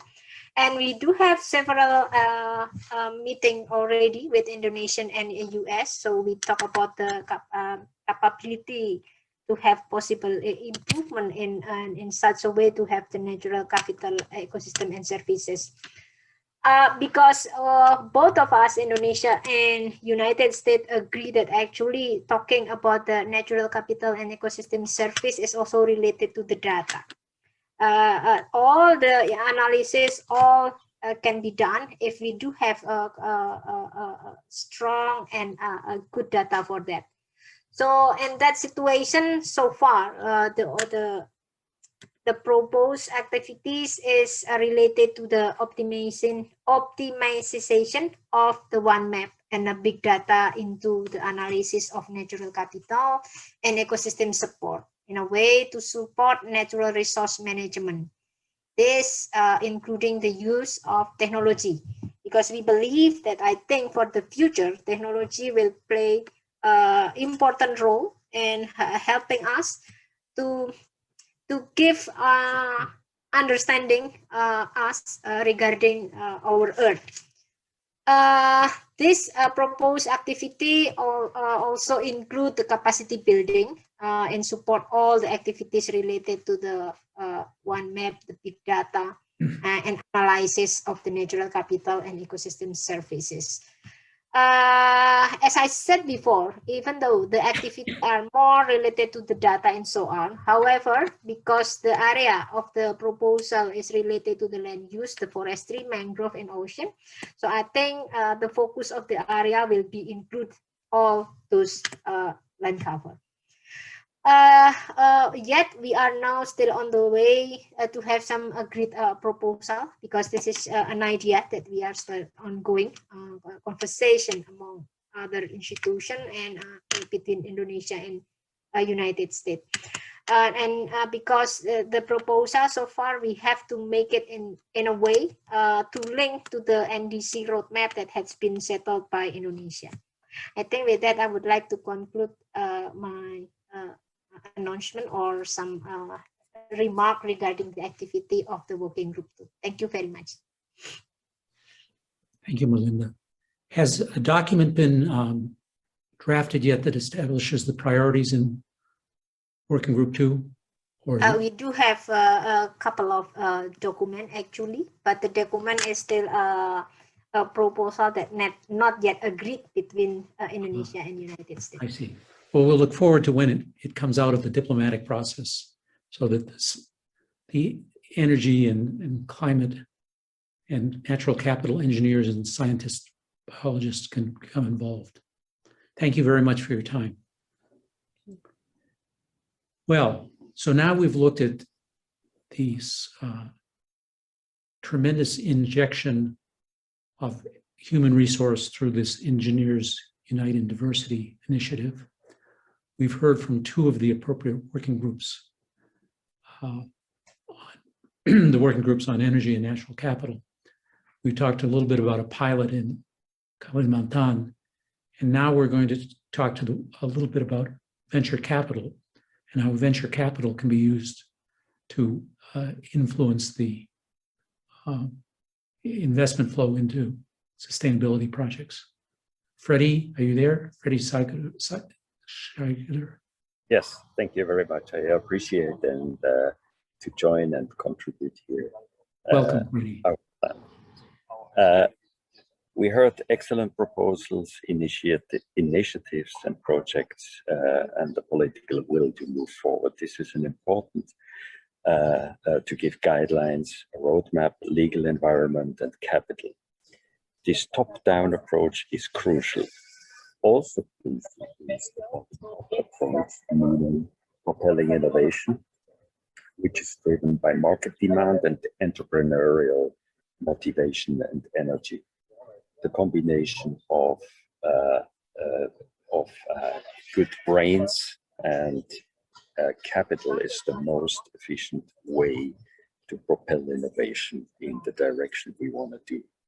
So the plan we are here proposing is to create the first Indonesian business plan contest. I will briefly introduce that, combined with the startup venture financing.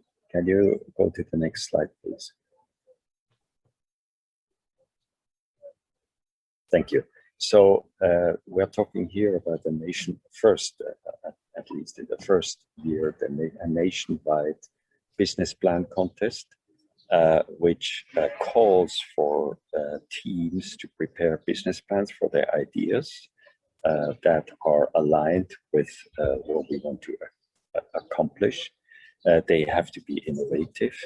They must have a positive, sustainable impact on society and environment, and focus logically on ecology, society, health, but also, of course, using technology. And of course, they have to be executable. It is absolutely crucial to not only educate the entrepreneurs, to give them support, but but also to prepare a financial structure. So we need, first of all, startup financing. And the idea is to have a venture fund that is then financing the winners of such a business plan contest. This could be the whole concept. We will see how far we will get, can be presented at the G20 next year. And in the future, the idea can be expanded into Southeast Asia. Next slide, please. What will such an initiative contribute? So first of all, it will create enormous economic power by gifted entrepreneurs that will find capital.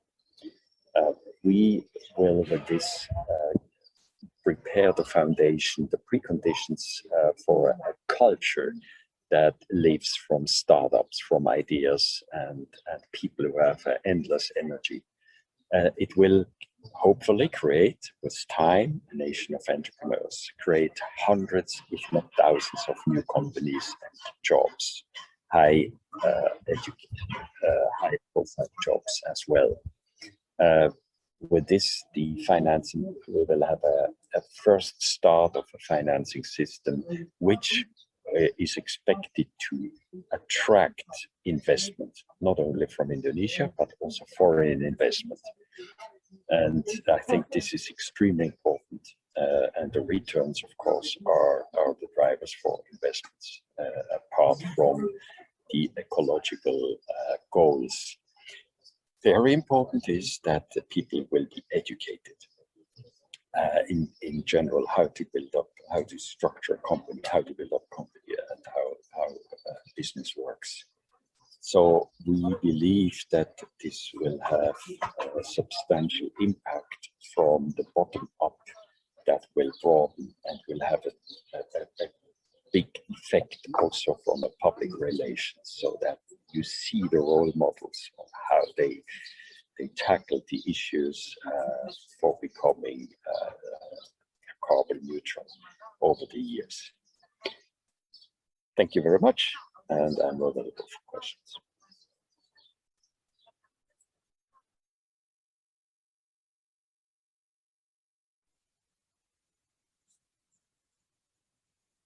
Oops, sorry.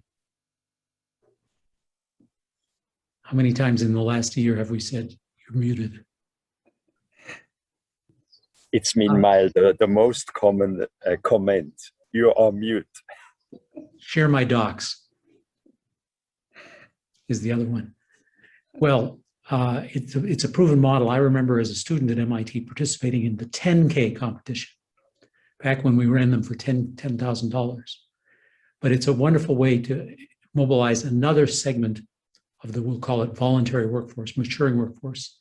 We have the IEEE proposal for the senior people, and you've cast this 50K, 100K competition as a way to engage more of the younger set who are interested in a competitive environment, a financial environment.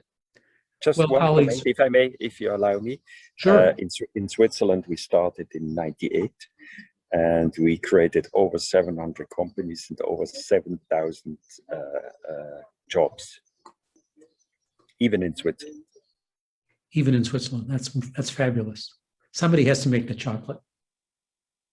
I just want to intervene just to say that Freddie has in his next text, I think out of 38 companies, 28 has gone to NASDAQ for listing, for being acquired. You're probably the most successful VCs in the biotech oncology in particular. So we are very grateful for this. Sorry, just to add in. Okay, Freddie, thank you again.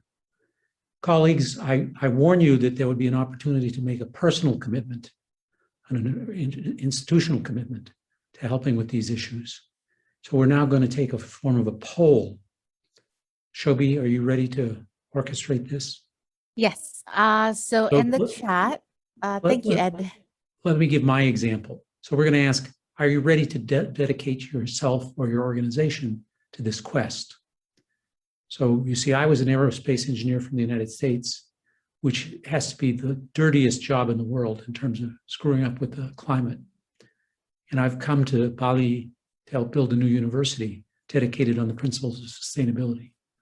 That's the sort of personal commitment that some of us can make. Others of us can make organizational. So over to you, Shobi. All right, thank you, Ed. So in the chat, let me just copy and repaste.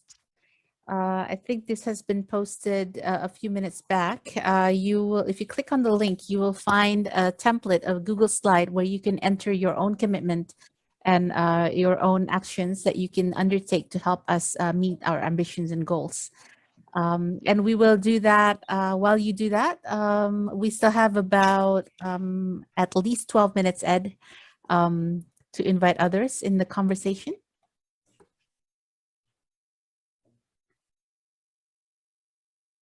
So I see some are already writing down your answer. Thank you. So in the room, we have several people we'd like to recognize and offer the opportunity to make short comments. The first is the Minister of Energy, Arifin Tasrif. Excellency, if you're there, can you wave or make a few comments?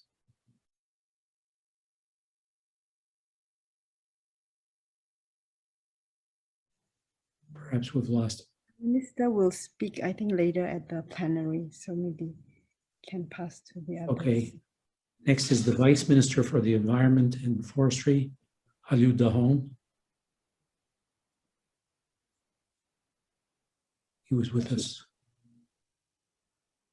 I think he spoke in the plenary earlier. So Yes, he did. And I don't.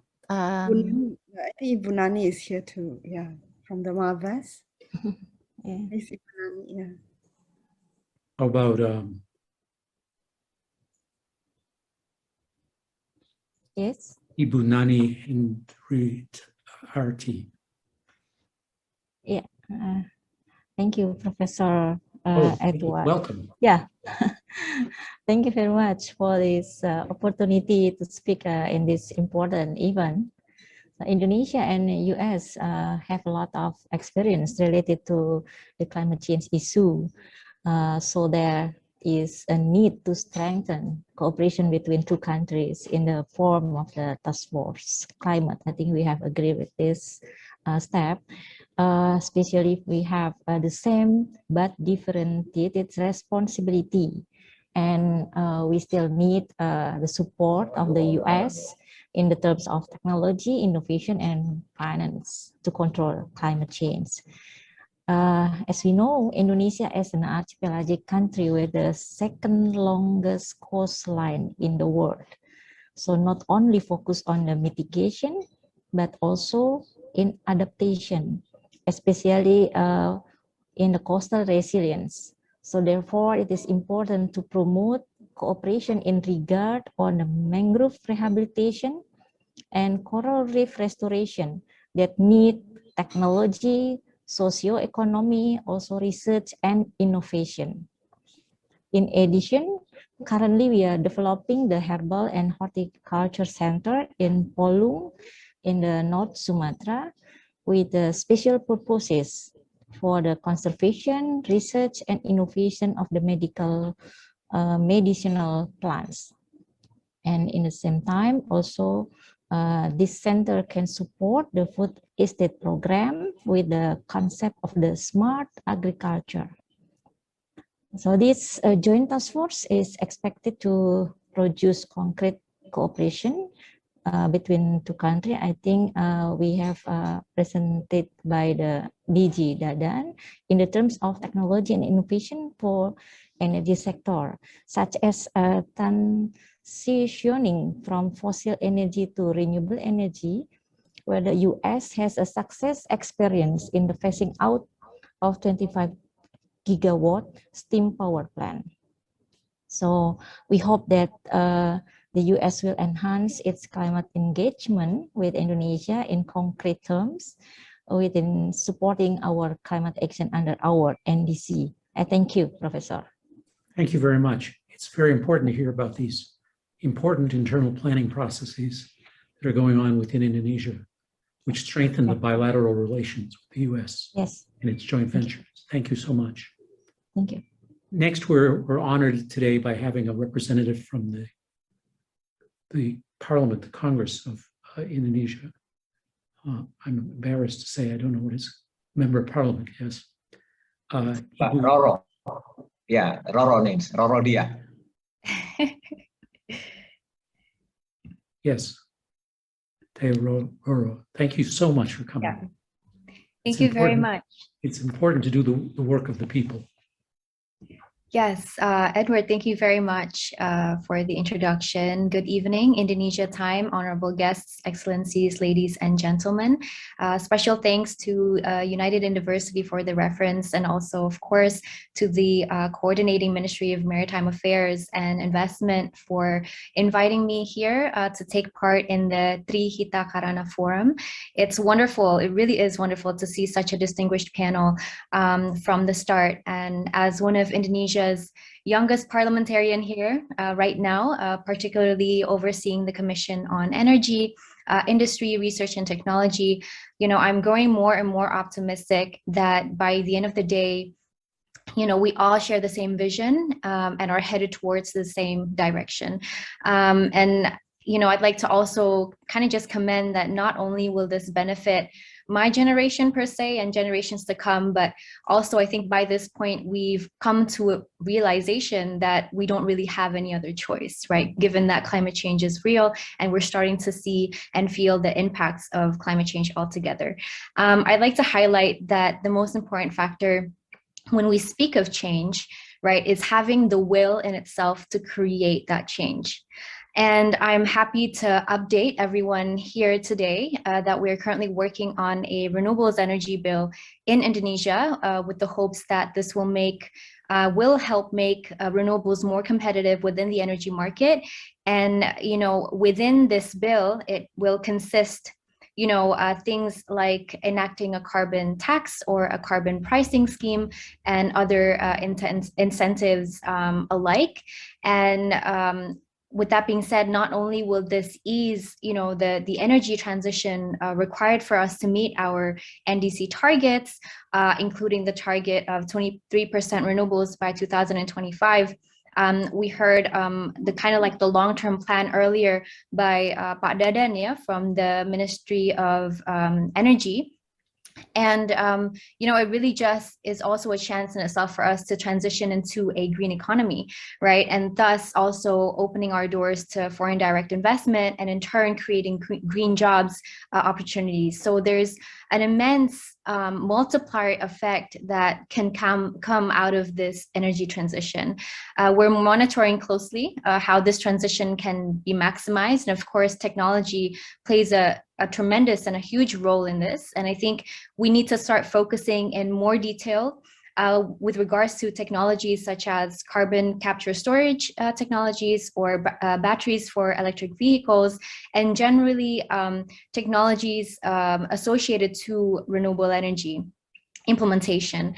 And so this is something currently being discussed. I think we have to also take into consideration that the oil and gas industry is still very prevalent in Indonesia, and that it plays a vital role in the development or really just economic growth altogether. So I think change is not easy to do, right? It requires we say gotong royong, collectively working together across sectors and across industries and making sure that we all have the same vision of realizing, the targets. Now we have the net zero emissions targets.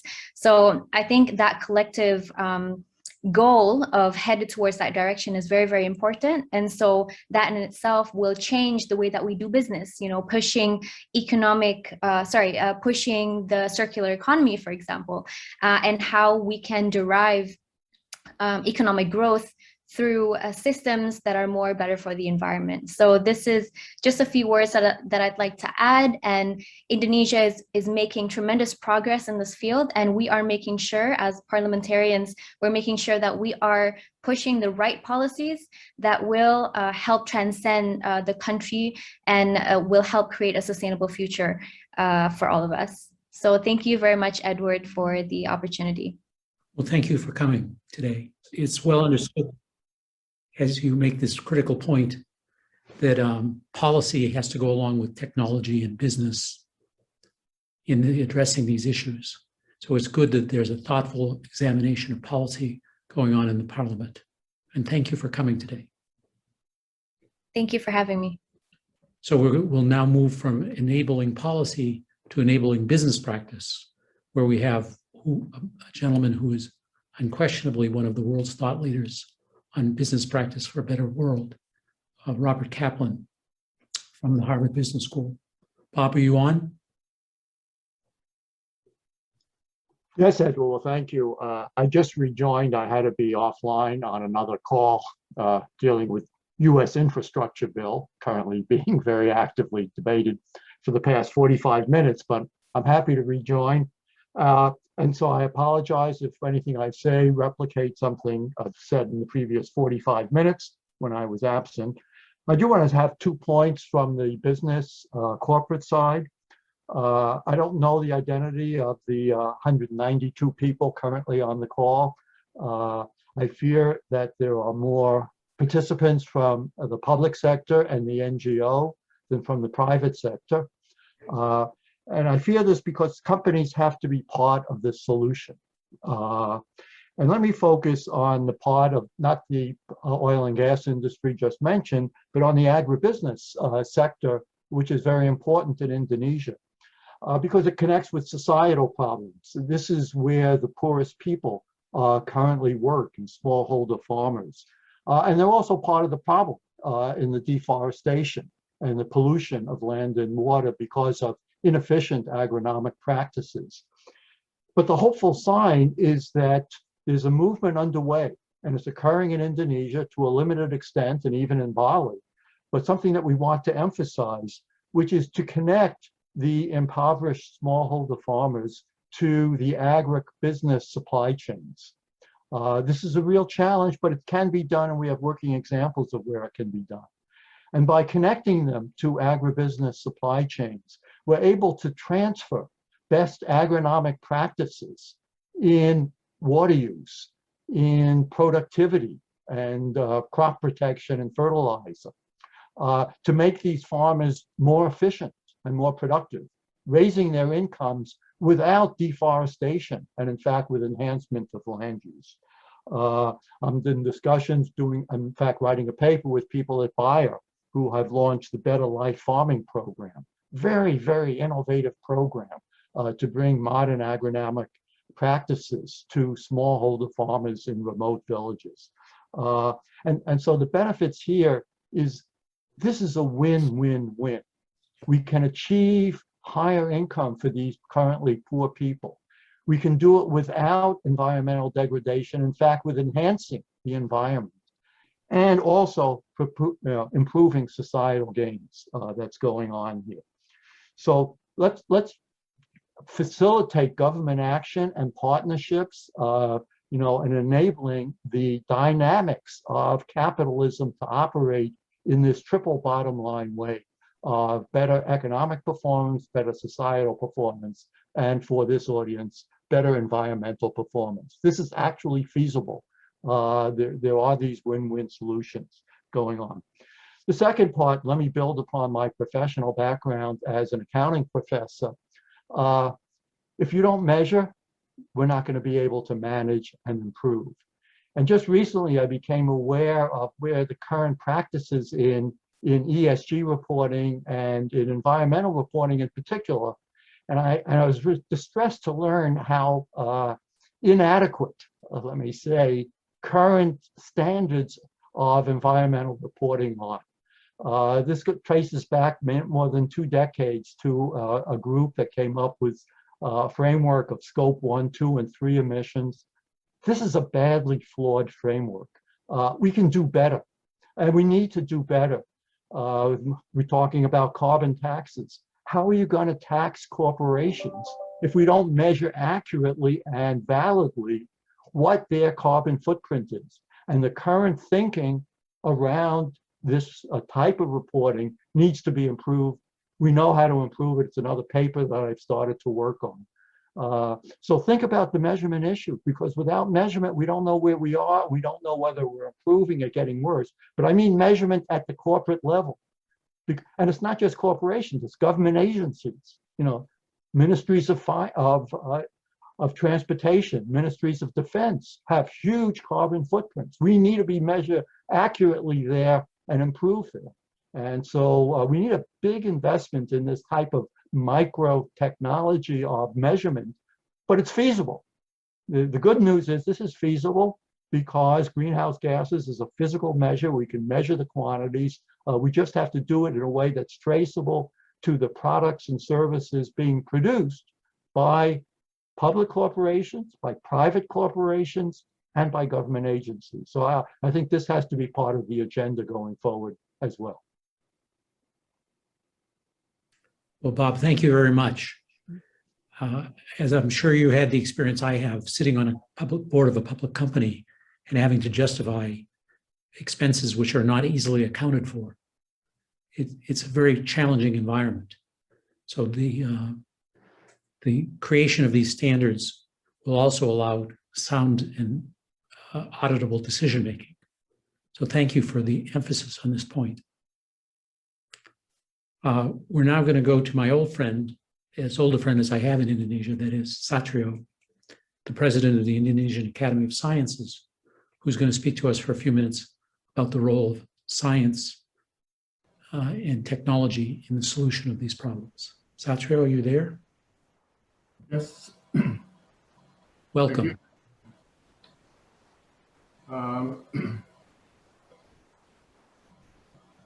There will be a Hita Karana Center for Future Knowledge, which is located in Bali, and hopefully will be launched during G20 Summit 2022. The aim of the center is knowledge and technology transfer to improve quality of life, health, and happiness across the diversity of human communities and cultures, to seek solutions to complex regional and global challenges, and to contribute to economic development, to develop novel analytic and interactive paradigms, to develop knowledge exchange network with nearby national and regional partners, to dedicate resources to producing implementable and impactful solutions to address important issues of society. Then the expected outcomes of the center is, among other, implementable policies for increasing human health and happiness, creation of science-based evidence to underpin such policies, science and technology to reach Sustainable Development Goals, SDGs, support of harmonious living for all peoples around the globe, leader in global development and beneficial for society, and significant and pervasive contribution to economic development. Thank you, Ed, for giving me the chance to give some aspiration. Indeed, this is a grand aspiration, and it sort of rounds out now the set of resources, the human resources at an intellectual level, the human resources at a student level, the human resources at a scientific level, as well as the financial resources and natural capital that we have to work with. So it seems to me that Indonesia has made progress in identifying its priorities in global change, and it has arrayed a considerable community of Indonesians and collaborators from around the world to address these problems. Real progress is being made here. I'd like to now call on the U.S. representative to the discussion to get some reflection and some reaction to this story about Indonesia and the bilateral relations. So I'm going to call on Reed Schuler, who's the senior advisor to John Kerry, who we met earlier, the Special Presidential Environment Energy. Well, thank you so much for having me. And it's just an absolute privilege to take part in this event today. And it's been a joy to watch the collaboration flourish between the United States and Indonesia on addressing the challenge of our era. This has been a rich conversation today. And I think we've heard a lot about how the clean energy transition is going to provide an enormous opportunity economically to develop and deploy clean energy technologies at scale. The way we create, store, and move electricity, our light duty and heavy duty vehicles, the way we heat and cool our buildings, and the way we produce steel and cement. And it's hard to overstate the scale of these changes in the coming decades and at the scale of the both challenges and opportunities. The recent net zero report by the International Energy Agency has highlighted that to reach net zero by 2050 globally, we're gonna have to dramatically accelerate the pace of clean energy technology deployment. And we're gonna have to start accelerating that pace starting today. We need to quadruple the rate of deployment of renewable energy, surpassing 1,000 gigawatts every year by 2030. And the good news is that we can reach our global 2030 emission needs largely with technologies already on the market. But we know that innovation also plays a critical role in this work, and that reducing clean energy costs through these new technologies will speed the net zero transitions that we need around the world. And the more that we do starting now and throughout this critical decade to invest and deploy these clean energy technologies of today, the more that we will build the market for the clean energy technologies of tomorrow and fuel innovation. And we're importantly, increasingly aware that this is not work that our countries do alone. So for example, we're excited that under the US-Indonesia Climate Working Group, the Task Force on Climate Ambition will hold a technical workshop to provide a deep dive on the climate modeling, data, and analysis across key sectors of the Indonesian economy that inform NDCs, long-term strategies, and net zero goals. And that workshop will look at projections under different technology pathways and help inform near-term and long-term decision-making on technology and policy pathways. And that'll feed back into our overall discussions. And we also know that we won't truly address the climate crisis unless we take an all-of-society approach, and that our efforts must be bottom-up as well as top-down. And that's why it's very exciting to hear about efforts like the Engineers Unite in Diversity initiative to source technical talent from across Indonesia and bring these people directly into the climate fight. And if we're going to be successful, this kind of initiative is exactly what we need to see more of. So it's been an absolute honor to take part in this rich conversation, which is itself one stop on the road of an even broader conversation between our two countries at the national level, at the level of governments, and at the level of private sector. And so thanks to THK and to our Indonesian hosts for bringing us together to have this conversation about how we can continue to deepen collaboration across sectors and invest in the solutions we need. So I'm looking forward to the remainder of our event. Thank you. Thank you, Reed. And thanks to all of your colleagues in the Executive Office of the President, various agencies, for participating in these deep and intensive talks. Well, colleagues, maybe the world looks a little bit better now than it did an hour ago when we've heard about the priorities of the Indonesian government. We've heard about the willingness of the United States government to interact and support, but mostly because we've identified what I have sketched out on my note paper here is the four sources of capital. There's the human capital, which in some sense is the most important. The human capital represented by students who might be participating in entrepreneurship exercises, for example. We've the capital from scientists and engineers organized through the Academy of Sciences of Indonesia and the Hita Karana Center for Future Knowledge. And this blockbuster of an idea that we capitalize on the professional societies around the world to draw the experience and the strengths of these people in. There's, of course, the natural capital, which Indonesia abounds in. When I try to explain this to my colleagues who, being Americans, don't tend to understand climate issues as well as others, I say to them simply, look, we've lost the battle of Brazil. We can't afford to lose the battle of Indonesia. We have to maintain this rich natural capital for the future.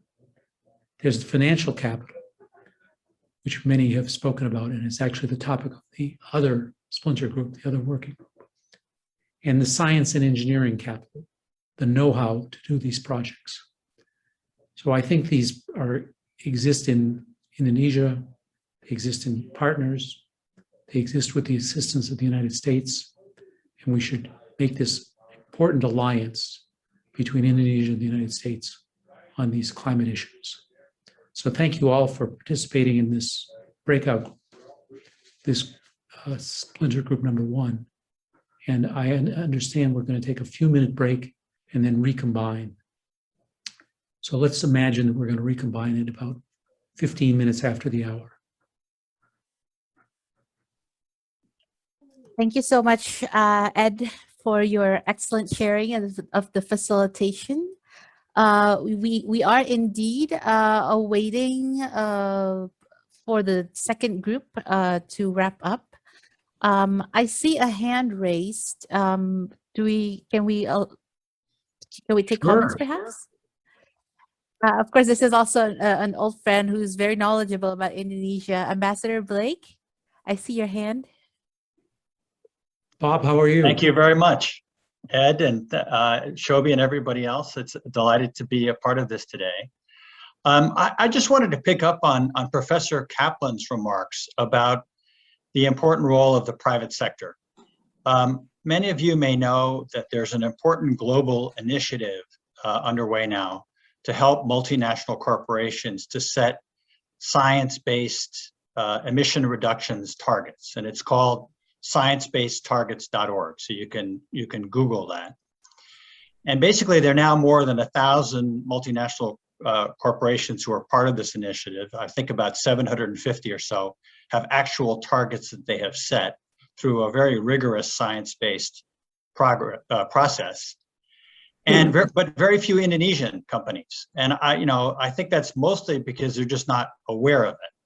So I would just like to suggest that as part of all of our efforts to help Indonesia to reduce its emissions, that this would be a real kind of low-hanging fruit to make some progress. And I think either Kadin could host an event of some sort, perhaps with the Ministry of Energy or Luhut, to just encourage companies to participate in this, because I think it could make a real difference. Thank you very much, and it's been a pleasure. Well, thank you for your participation as always, Bob. Thank you, Ambassador Blake. Thank you, Ed. How are we doing on group 2? I think there's another hand raised, if I'm not mistaken. Satya. Yeah. Oh, yes, go ahead. Good to have you. Well, thank you very much, Shobi, for time. Hi, Bob. How are you? I like to echo what just Bob saying about the the business that not really picked up, from Indonesian side, because if you may know that the renewable energy business in Indonesia is a bit slow because of the pricing issues, and the government like to solve with the PLN, because PLN is the main off-taker of the renewable energy, basically. So if we are able to manage with the pricing, that's going to move even further for the development of renewable energy in Indonesia. But beside that, I like also to emphasize in this prestigious forum that Indonesia has been living for a decade in the fossil fuel economy, and we like also to add the technology in order for the fossil fuel still contribute to the economy in Indonesia with reducing the emissions. I think the carbon capture storage that has been mentioned earlier with the previous speaker, I think this is the best if you like to contribute. If the US could bring technology that can make the carbon capture storage become more quote unquote is more efficient, more economies, and so all the fossil fuel economy could participate and could add on it. So it means that they will going to participate to reduce the emissions. This is one thing. The second thing is about what the electricity company PLN plan to do it in stages in order to to reduce their coal-fired plant. But at the moment, we still have plenty of coal-fired plant base. So again, the technology need to penetrate on that.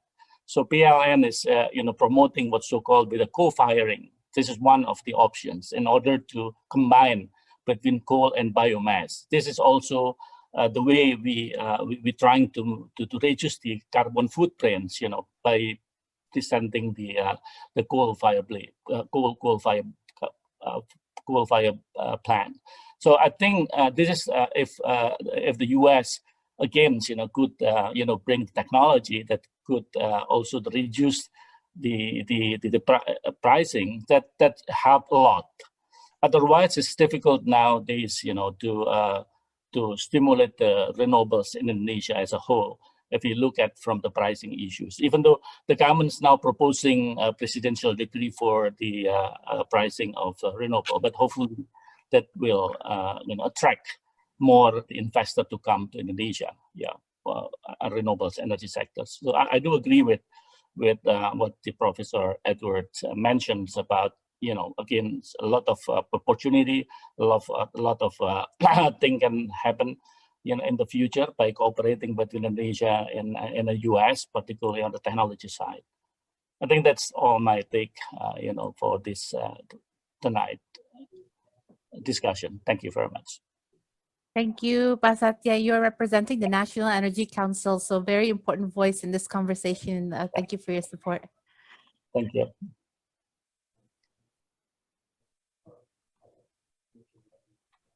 I just wanted to seek some advice from the organizers, since Deep Dive Session 2, I think it's still just wrapping up, but we are at, we're very pressed for time in the main floor because some of our other speakers have very limited time with us. I suggest we just proceed. Okay. All right. With everyone's blessing, may I then thank you so much for all your contribution to this excellent discussion in this roundtable on technology and innovation. While we wait for Deep Dive Session 2 on financing, may I introduce the facilitator and the moderator for the second plenary session, Ibu Shinta Kamdani, Vice Chair of Indonesian Chamber of Commerce and the Executive Board of the International Chamber of Commerce. Ibu Shinta, the floor is yours for our next plenary session.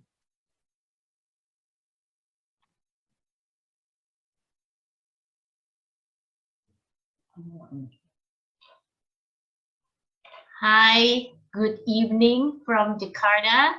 I know we're running behind. Shall we start on the second plenary session? So again, Your Excellency, distinguished speakers, ladies and gentlemen, my name is Shinta Kamdani. I'm the Vice Chairwoman of the Indonesia Chamber of Commerce Industry, Kadin Indonesia. I welcome you again to the second plenary session. I mean, I don't know whether I guess there's no newcomers coming in. So I just want to share with you a bit on the latest research. I think it's clear that to avoid the worst climate impacts, global greenhouse gas emission, we'll need to drop by half by 2030. And I think many of our speakers mentioned this. And for us to reach the net zero emission around the mid-century. Considering this urgency, I think a rapidly growing number of national government, local government, and business leaders are making commitments to reach the net zero emission within their jurisdiction or their businesses. On the path to global net zero carbon emission, the finance industry, and this is what the topic will be on this plenary session, the finance industry is the key driver, while the technology is an enabler of sustainability. However, the ongoing health crisis has also shown a few unpleasant evidence-based data.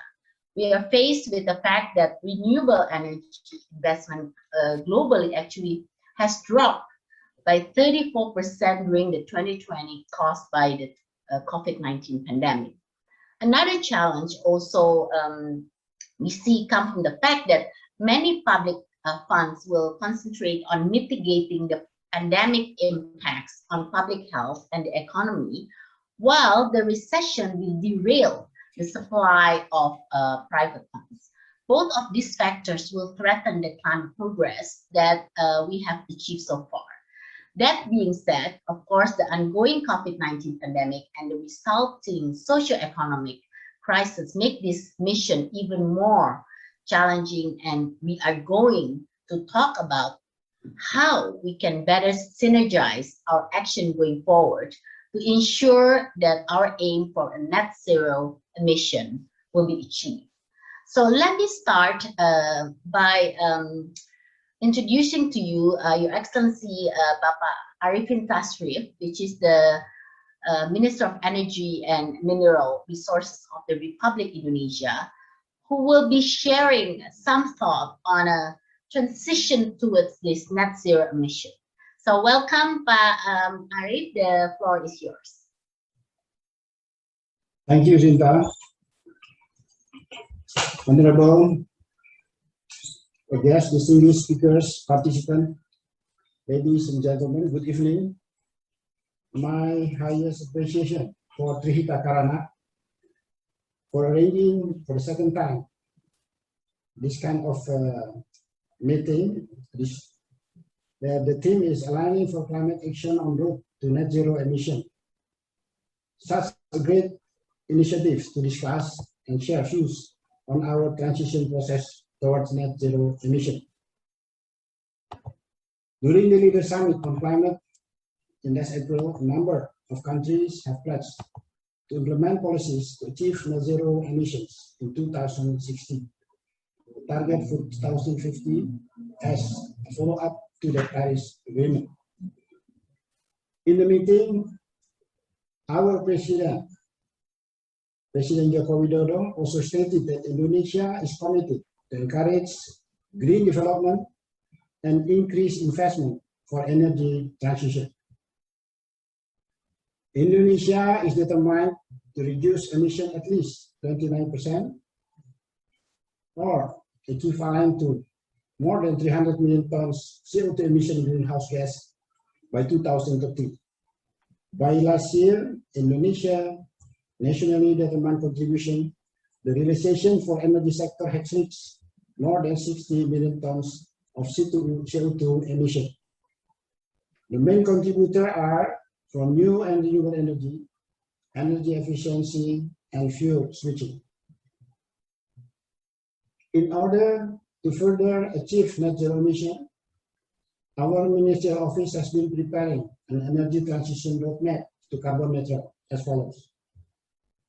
From 2021 to 2025, renewable energy will reach 23% of total energy mix in 2025, and there is no additional coal power plant unless it is already having purchasing power agreement, contract, and under construction stage.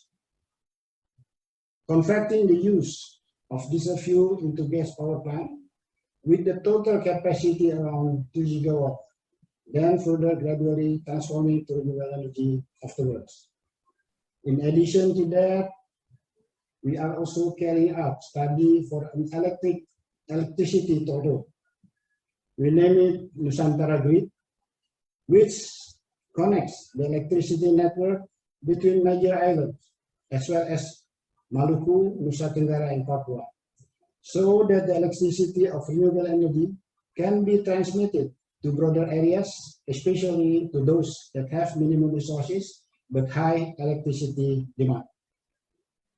From 2026 to 2030, solar PV and electrical appliances, especially household and transportation, will be developed massively, targeted to reach 2 million cars, 13 million motorcycles, and more than 10 million units of electric stoves.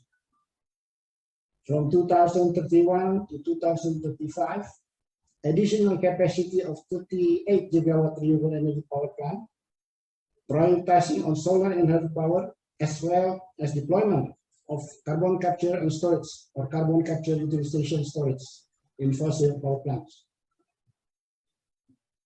From 2036 to 2040, there will be a peaking emission in 2040 or earlier. Integrated gas combined cycle power plant with CCS and 100% sales of electric motor vehicle. From 2041, 45, and 50, we are going to develop nuclear power plants and also hydrogen energy. Coal power plant and gas power plant will be retired. Right now, we are preparing a program for the retirement. So by these days, I think the 100% sales of electric car will be happen, and then carbon neutral hopefully can be achieved in 2050. To successfully implement this energy transition roadmap, it is important to acknowledge that there are a variety of technologies and energy can be utilized. Each country has its own respective capabilities and circumstances in transitioning toward a sustainable future.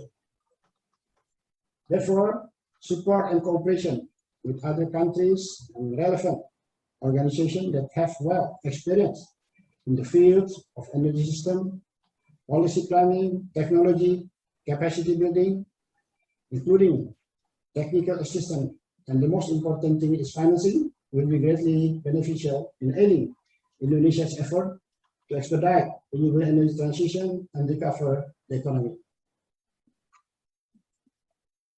Distinguished participants, ladies and gentlemen, to implement energy transition is certainly not an easy job, but with commitment, consistency, and collaboration, I believe that this target is not impossible to achieve.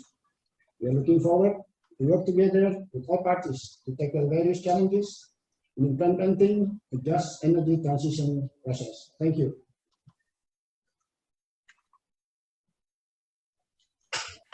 Thank you, Your Excellency. I think great. We all great to know that Indonesia, I think, has a very clear roadmap in terms of our energy transition to carbon neutral, and I think we've been really much looking forward to this. And I think that our government has made a very clear progress in having a clear pathway. Thank you, Minister, for your insightful views. I think it's really a no-brainer that advancing the pace of transition towards a climate resilient economy will require also enormous of resources and investment. I think a recent estimation from OECD stated that we need at least $6.9 trillion infrastructure investment per year to meet global development needs through 2030.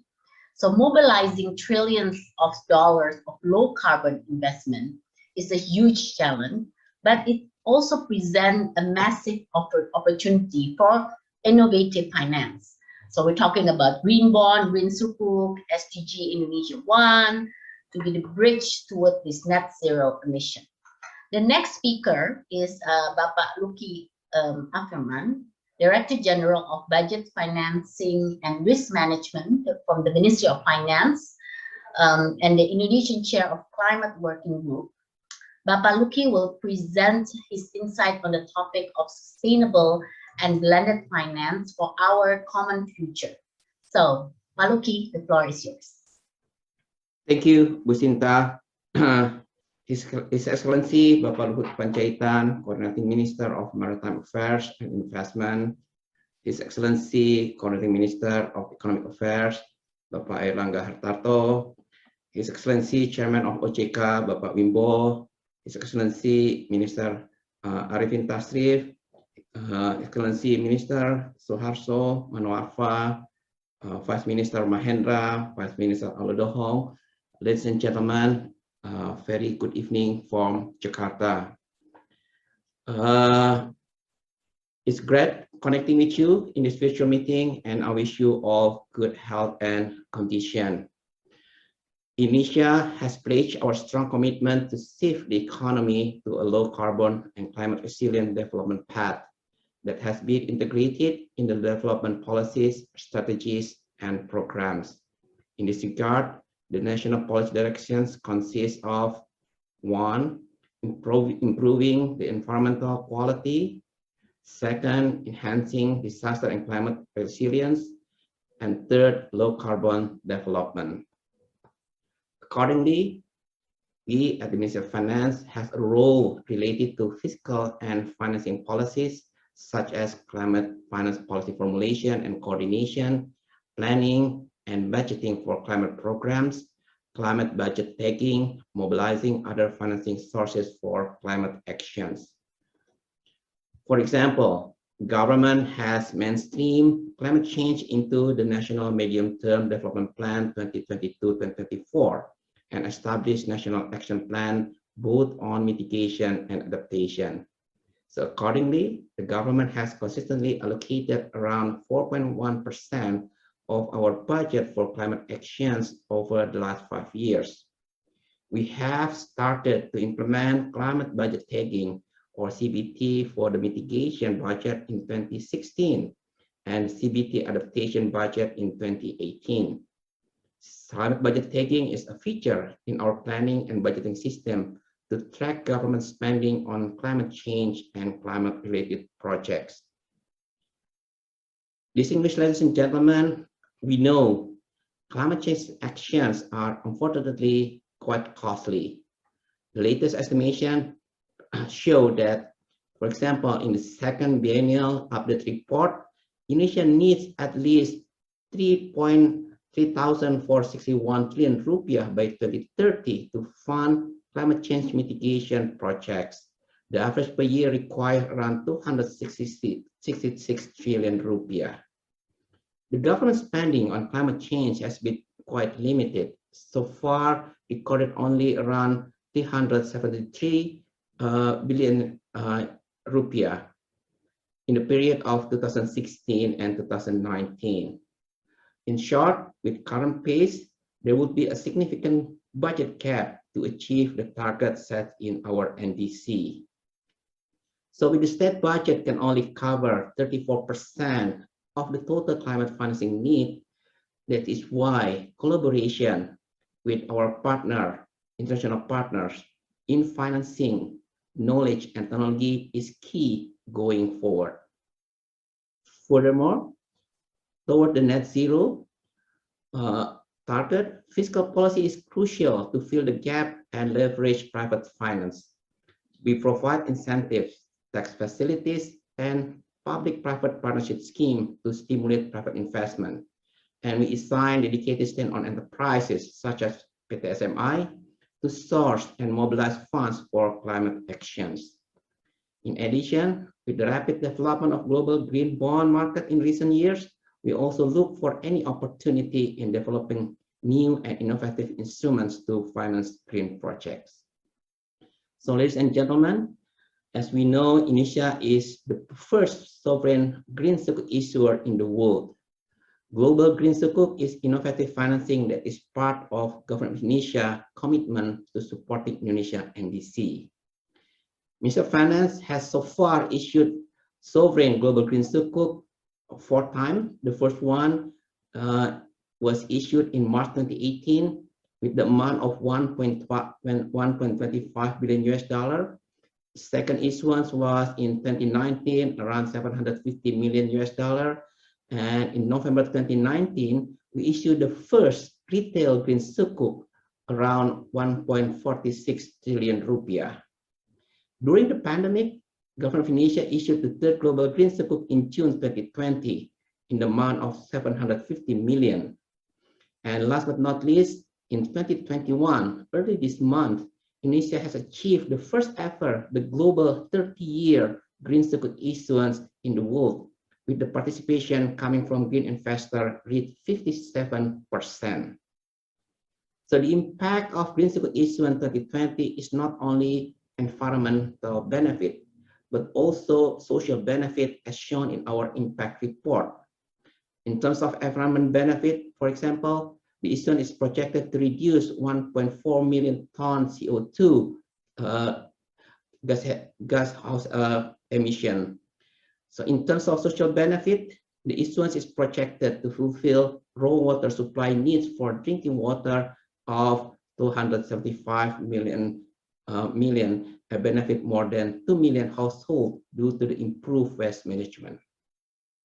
Moreover, following the success of green sukuk issuance, we are now currently preparing the issuance of SDG bonds.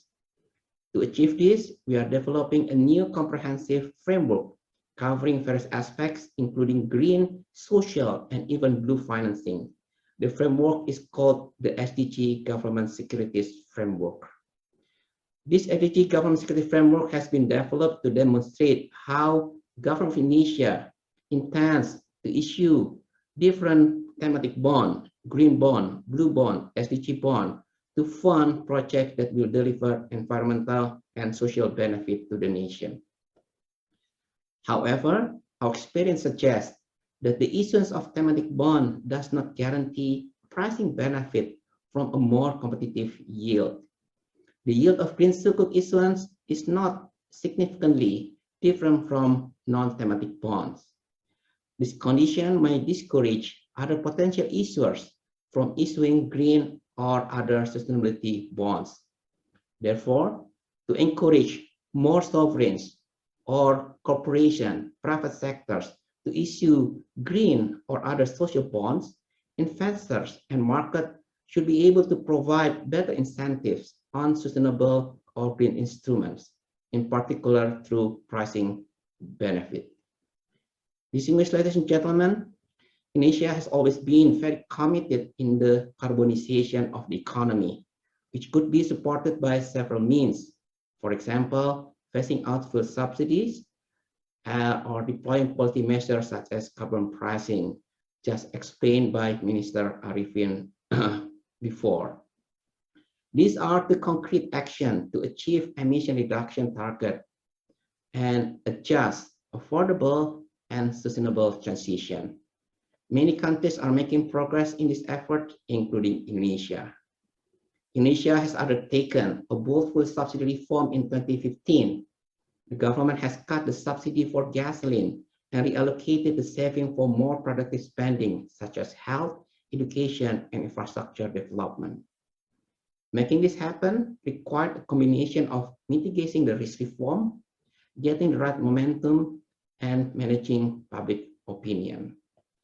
Indonesia is now in the process of finalizing presidential regulation on carbon pricing, which will provide guidance to set up a domestic policy and national framework for carbon pricing. We believe that a proper carbon pricing framework will increase economic opportunities for the private sector to support Indonesia in scaling up emission reduction activities that go beyond the unconditional NDC commitments. In short, carbon pricing can benefit emerging economies as it provides a source of revenues for climate action and achieve the NDC targets. However, adoption of carbon pricing should go together with international support for developing countries. In this context, it is important to note that developed countries should transform their commitment into action by providing affordable technology and financing for developing countries.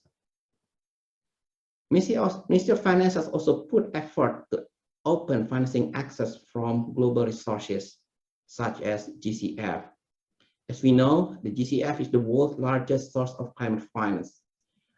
GCF so far has approved 3 project proposals from Indonesia and provided grants for the NDA, Project Preparation Facility for PTSMI, and also RED Plus result-based payment. To mobilize and diversify other sources of ADG's financings, Ministry of Finance has established some financial platforms named SDG Indonesia 1 and BPDLH, or Environment Fund Management Agency. Indonesia 1 is a blended finance platform managed by PTSMI to facilitate philanthropic involvement, engagement, international donors, green investors, commercial bank, multilateral development bank, and other investors. BPDLH, on the other hand, is a government agency that aims to supporting conservation and environmental management and is expected to also cover support for a wide range of sectors, including biodiversity and resiliency through a wide range of instruments. It collects funds from various sources, including donors, and provide grants, equity, loan, etc. Ladies and gentlemen, for closing, we hope all these collective and constant effort will be beneficial for all of us in achieving the net zero carbon emission target. And we at Ministry of Finance stand ready to support this ambitious yet needed initiative on bolder climate change action. Thank you very much. Very good evening. Back to you, Bu Sinta. Thank you, Pak Luki, for explaining that Indonesia has launched also the agency to manage funds for this climate change management as part of the effort to meet its climate goals. And Indonesian government also announced its plan to introduce the feed-in tariff pricing scheme as well as develop blended finance to boost investment in the green energy sector. So we can see how it supports each other towards this target. There's a note coming from one of our participants here, Pak Luki, that mentioning that it will be great for financing incentive mechanism to be placed high in the agenda of G20 financial track. So just a little note for you. Participant, as you know, Indonesia will hold presidency of G20 next year. So I think there's a reminder here, Pak Luki, just a note to put this also as the agenda of the G20 financial track. So I think our next speaker, definitely, as we know that combating climate change also needs collaboration. We now would like to invite Mr. John Morton, climate counselor to the U.S. Secretary of the Treasury, to share some of his remarks. Secretary of Treasury, in particular of how U.S. and Indonesia collaboration could also bring a significant avenue in combating climate change. Please, over to you. Thank you very much, Excellencies, Ministers, Minister Luhut, Secretary Kerry before, distinguished guests. I'm delighted to speak with you today about the opportunities that Indonesia will have in securing its path toward a net zero future, the types of sustainable and blended financing that will pave that path, and how the US can support Indonesia's climate finance goals. As we've talked about today, finance obviously plays a vital role in accelerating a clean energy economy and building a resilient future. And as we work to transition our global economy, we are committed to working with Indonesia to catalyze the financing necessary for your ambitious climate targets. The fight against climate change requires unprecedented global cooperation and a shared sense of urgency and commitment. And I think the US-Indonesia partnership exemplifies the type of cooperation that is necessary at this time. The Department of Treasury is pleased to continue our close relationship and partnership with Indonesia through the bilateral Climate Working Group's Task Force on Sustainable Finance, which Treasury's Acting Assistant Secretary Larry McDonald and the Ministry of Finance Director General Luki Alferman are ably co-leading. Even in the relatively short period of time that the task force has been working, we've already made impressive progress toward together by increasing cooperation in areas that will be vital to unlocking financing for Indonesia, including capital market development, thematic bond incentives, and energy transition strategies. Our joint work on the task force is timely since the costs of inaction for our health, our economies, and future generations are simply too high. That is why the United States and Treasury have implemented a range of new initiatives to support climate finance internationally. For example, earlier this year, Treasury Secretary Janet Yellen launched the Climate Hub, which I lead, to drive a high-level focus on climate finance and coordinate expertise across the Treasury Department in support of the fight against climate change. In addition, under our recently announced International Climate Finance Plan, Treasury will work with the multilateral development banks, which are, as you know, among the largest sources of public climate finance, to ensure that these institutions have ambitious targets as well as policies that are focused on mobilizing the private finance necessary. A special interest for Treasury and partner US government departments is a focus on coal transition. And that is why we are supporting bilateral and multilateral efforts to finance the transition to clean electricity. Earlier this month, you may have seen, we and our G7 partners announced the launch of the Climate Investment Fund's Accelerating Coal Transition Investment Program. And with this support of up to $2 billion in new donor funds, the ACT program will mobilize up to $10 billion in financing for coal transition, including the expedited decommissioning of current coal facilities in countries around the world. We are also encouraging the MDBs to develop transition finance platforms, such as the Asian Development Bank's Energy Transition Mechanism, which will accelerate retirement of coal plants and has identified Indonesia as a key focus country. We are particularly pleased to collaborate with Indonesia on coal transition through our bilateral task force, and I commend Indonesia's commitment to end construction of coal-fired power plants by 2023 and to put a halt to all coal plants that have not yet reached financial close. We're very pleased to be working with Indonesia on the roadmap toward the cleaner future. However, we also understand very intimately, domestically, how difficult this transition can be and how vital it is to ensure that coal-impacted economies are not left behind. In the United States, as you know, we have struggled with this ourselves, and we've learned some hard-won lessons, which we look forward to sharing with our Indonesian counterparts.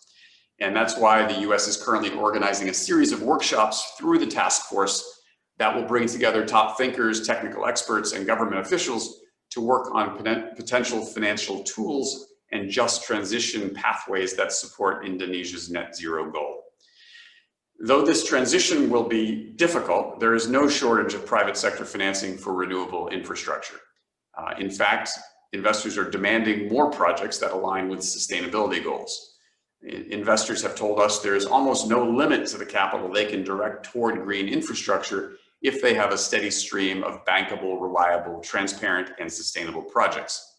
And so we are working to unlock financing by dismantling the barriers investors have named, such as lack of data and transparency, by advocating for indicators and supporting disclosure discussions in the G20. Despite the barriers, the numbers show that demand for clean energy is still soaring. And over the last several years, ESG investing, that is investing in line with environmental, social, and governance principles, has increased tremendously. ESG fund assets grew from just 10 billion in 2015 to nearly 250 billion in March of 2021. Companies like the Vanguard Group and BlackRock, which together control an estimated 14 trillion in assets, have committed to net zero portfolios themselves, and there's a growing number of financial firms that are committing to net zero platforms by mid-century. We would like to help Indonesia harness this tremendous demand by supporting your efforts on incentives for thematic bond issuances and identifying de-risking tools like guarantees and political risk insurance that could expand the volume of clean bankable projects in Indonesia. Treasury experts in our Office of Technical Assistance have worked on these and related topics with other countries and look forward to doing so now with Indonesia. Through the task force, the US and Indonesia are exploring many fruitful areas of collaboration that will increase investment flows toward Indonesia's green projects and enable enable ambitious climate targets. Together, we simply must find ways to leverage our public sector dollars to mobilize private sector investments to further accelerate this transition, including support for the communities it will most affect. And I believe our work in partnership with the Asian Development Bank under the ACT, upcoming bilateral coal transition workshops, and bilateral technical assistance to mobilizing ESG investments will help us get there faster. I look forward to doing everything we can do together in a short period of time. And I would like to thank you again for the invitation to speak here today and for convening this very, very important meeting and topic. Thank you. Thank you, Mr. John Morton. Unfortunately, the organizer doesn't have time anymore to let us have a discussion, but I just want to note there is a comment in the chat box, which I will read to you, saying that we need more concrete effort to make more projects in emerging countries like Indonesia bankable. Opportunities are abundant, yet very few bankable. So underlying that, I think I do believe that we have a very, very high hopes on how we can move forward together. And I think some of the plans that you have shared definitely give especially on the coal transition and financing for this will be very much important for Indonesia. So before I will give the floor back to our MC, I would like to thank everyone for joining this session, especially our speaker. I think I want to just close with a quote from Marshall McLuhan saying that there are no passengers on spaceship Earth. We are all the crew. So let us work as the team for protecting our Earth and to achieve net zero emission to a whole new level. So I'm Shinta Kamdani. Good evening to you all. Back to you, MC. Thank you so much, Ibu Shinta, for your excellent facilitation as always. Pleasure to have you, and thank you to our speakers for signaling very strong support and commitment. I'm just about to enter into our closing sequence, but I think today has been very encouraging. And there's lots to do, but today is a very important first step. And so to close, I would like to invite His Excellency Airlangga Hartarto, Coordinating Minister of Economic Affairs of Republic of Indonesia, and to provide the closing remark for today's session. His Excellency Mr. Luhut Binsar Pandjaitan, Honorable Mr. John Kerry, Her Excellency Ms. Siti Nurbaya Bakar, His Excellency Mr. Arifin Tasrif, Her Excellency Mrs. Sri Mulyani Indrawati, His Excellency Mr. Suharso Monoarfa, His Excellency Mr. Wimbo Santoso, His Excellency Mr. Mahendra Siregar. This has been a very rich discussion, and I very much welcome the valuable insight that have been shared by many. I would like to thank the US government for its support, and to all the speakers and participants for your support during this forum. I would like to thank the Hita Karana Forum for its leadership and collaboration in support of the government of Indonesia. I think you can see from the presentation in this forum that the Indonesian government is playing its role to bring about a better future for well-being of its people, as well as contributing to the global goals. Indonesia appreciates the initiative of Natural Capital Carbon Communities Superpower. Indonesia is unique blue and green Nusantara or archipelago, endorsed with us natural capital wealth. Indonesia has the largest standing rainforest in Asia and the third largest endowment of tropical forests in the world. We enjoy rich biodiversity, mangrove cover, and extensive peatland. We have mainstream low carbon development into our midterm development plan in line with our NDC's commitment. The President issued a permanent moratorium for clearing of primary rainforest and peatland. The impact was immediate, and Indonesia have successfully reduced the deforestation rate. And we launched a national plastic action partnership to drive the global effort on plastic pollution and promoting reduce, reuse, recycle, and replace. We are taking regional leadership by hosting the UN Sustainable Development Solution Networks. ASEAN is focused on regional developments, and individually the members have their own challenge. As we recover from the pandemic, while we need to provide jobs, the recovery plan needs to do more. It's opportunity to set out on a sustainable development path. For Indonesia, opportunities abound from the growing share of the population that will live in cities, including the faster growing mid-sized cities. The massive digital market and opportunities around renewable energy such as geothermal, wind, and solar power. Nickel developments align with investment in lithium batteries and electric vehicle is promising opportunity. Indonesia has reformed significantly the investment climate by issuing the Omnibus Law job creation. It will give more windows to investors and development partners without compromising the environmental protections. We see entrepreneurial technological change and innovative finance as key to transforming our development path into green economy. We plan to launch the Center of Excellence in Technology and Finance during our 2022 G20 dinner. We are looking to the private sector for tech innovation because through private sector entrepreneurship, we can secure the massive change needed to meet the global goals. A Center for Future Knowledge is a platform for technological innovation and transfer with global collaborations. The Center of Future Knowledge Green and Clean Renewable Energy Hub will support the value creation for better business and better world. The center will focus on the role of technology transfer, R&D by the private investment, with leading global academia and research in realizing a sustainable future in Indonesia. We have launched the THK roadmap on blended finance that has been developed by the global community with the guidance from the OECD, and we will establish a multilateral global blended finance institute in Bali. The Global Blended Finance Institute will play a role in attracting funding toward developing high-quality decarbonization projects to mitigate funders and private investor risk with capacity building on project preparation and blended finance principles on good practice, transparency, mobilization, inclusiveness, and impact measures. We will make every effort to accelerate progress, including exploring the possibility of achieving net zero.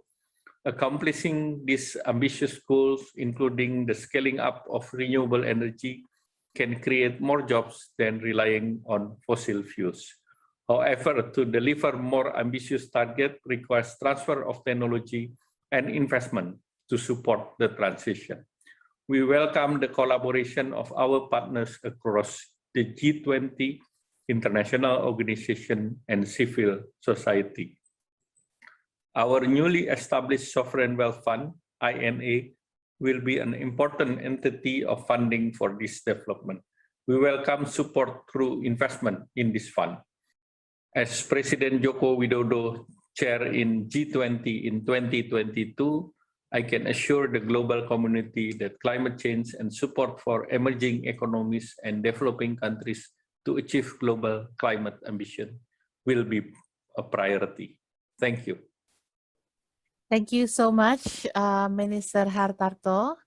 I think as we sit here and listen to all the excellent commitments and support, I do allow myself to feel that maybe my child and her children's children will have a different future than the one that we feared. And before we close, I just want to invite perhaps one more voice that we should be listening from that has been absent from our gathering today, which is the voice of our youth, our future generation.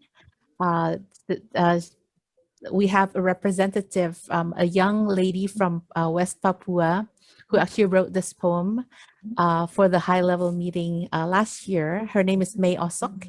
And so if I may invite our tech team to bring May's voice into our conversation tonight. Imagine, beautiful in green, delightful in blue, a home where born forest, mountain, sea, and gold. Richness of customs and traditions, an open heart, a willingness, a warm heart. We are here. Hand in hand we run against the world left behind, run against the ignorance, run against the world underdeveloped.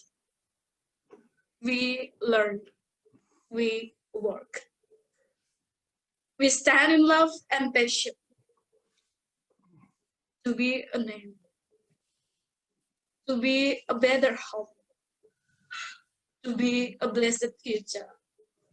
We build up.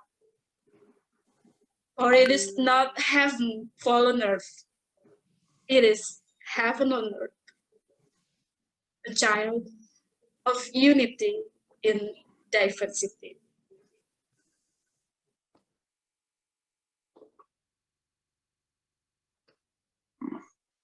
Thank you. Thank you, May, for bringing your voice and reminding us why we're all here for the future.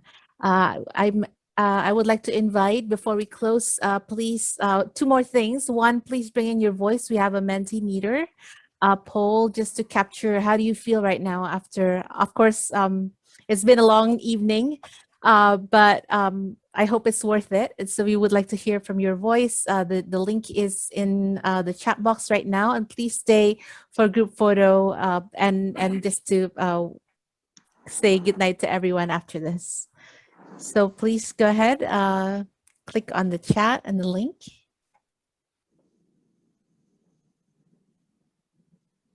And perhaps while we do that, we can take the time to take our group photo while we figure out the technical side of Menti. So if you would please open your camera and put your best smile after this long evening, but hopefully feeling hopeful for the future. Thank you so much for all of us for joining this historic moment in time, potentially very, very impactful step towards a collective future of net zero carbon through collaboration between Indonesia and United States. Thank you so much.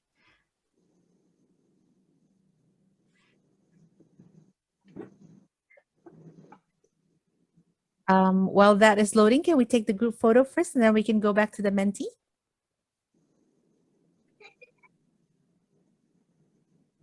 All right, on to gallery view, and we do the happy, shall we? We have this happy greetings for a happier future. Okay, 1, 2, 3. Smile, please. Hold on for a moment. And hold that smile, might be a few pages.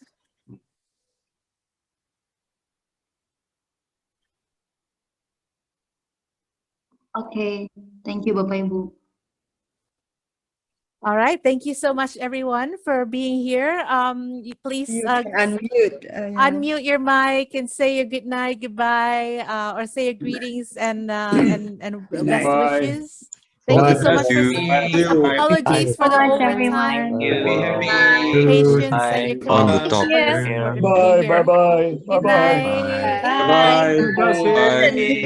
a grandfather. Congratulations, the Gordon. Congratulations to Sherry, Gordon on new life. good to see you, Sherry. Daniel from Brazil. Hi, Bye-bye. Daniel. Hi. And thank you, Sherry. Hi. Thank you. Congratulations, Gordon. From Japan. Thank you very much, everyone. Beautiful island behind the poem. It was a beautiful island there. Oh, it was That's Raja Ampat, Yeah. Papua, West Papua. Papua. A beautiful way to end. Congratulations. Thank you. Fantastic evening. Thank you so much. Thank you, Tom. Good to see you. Thank you, our moderator, facilitators. Catherine, good to see you. Thank you, Shobi. Thanks, Sherry. Excellent Thank conference. you, VP. Learned a lot. Stay healthy, everyone. Stay safe. Take good care.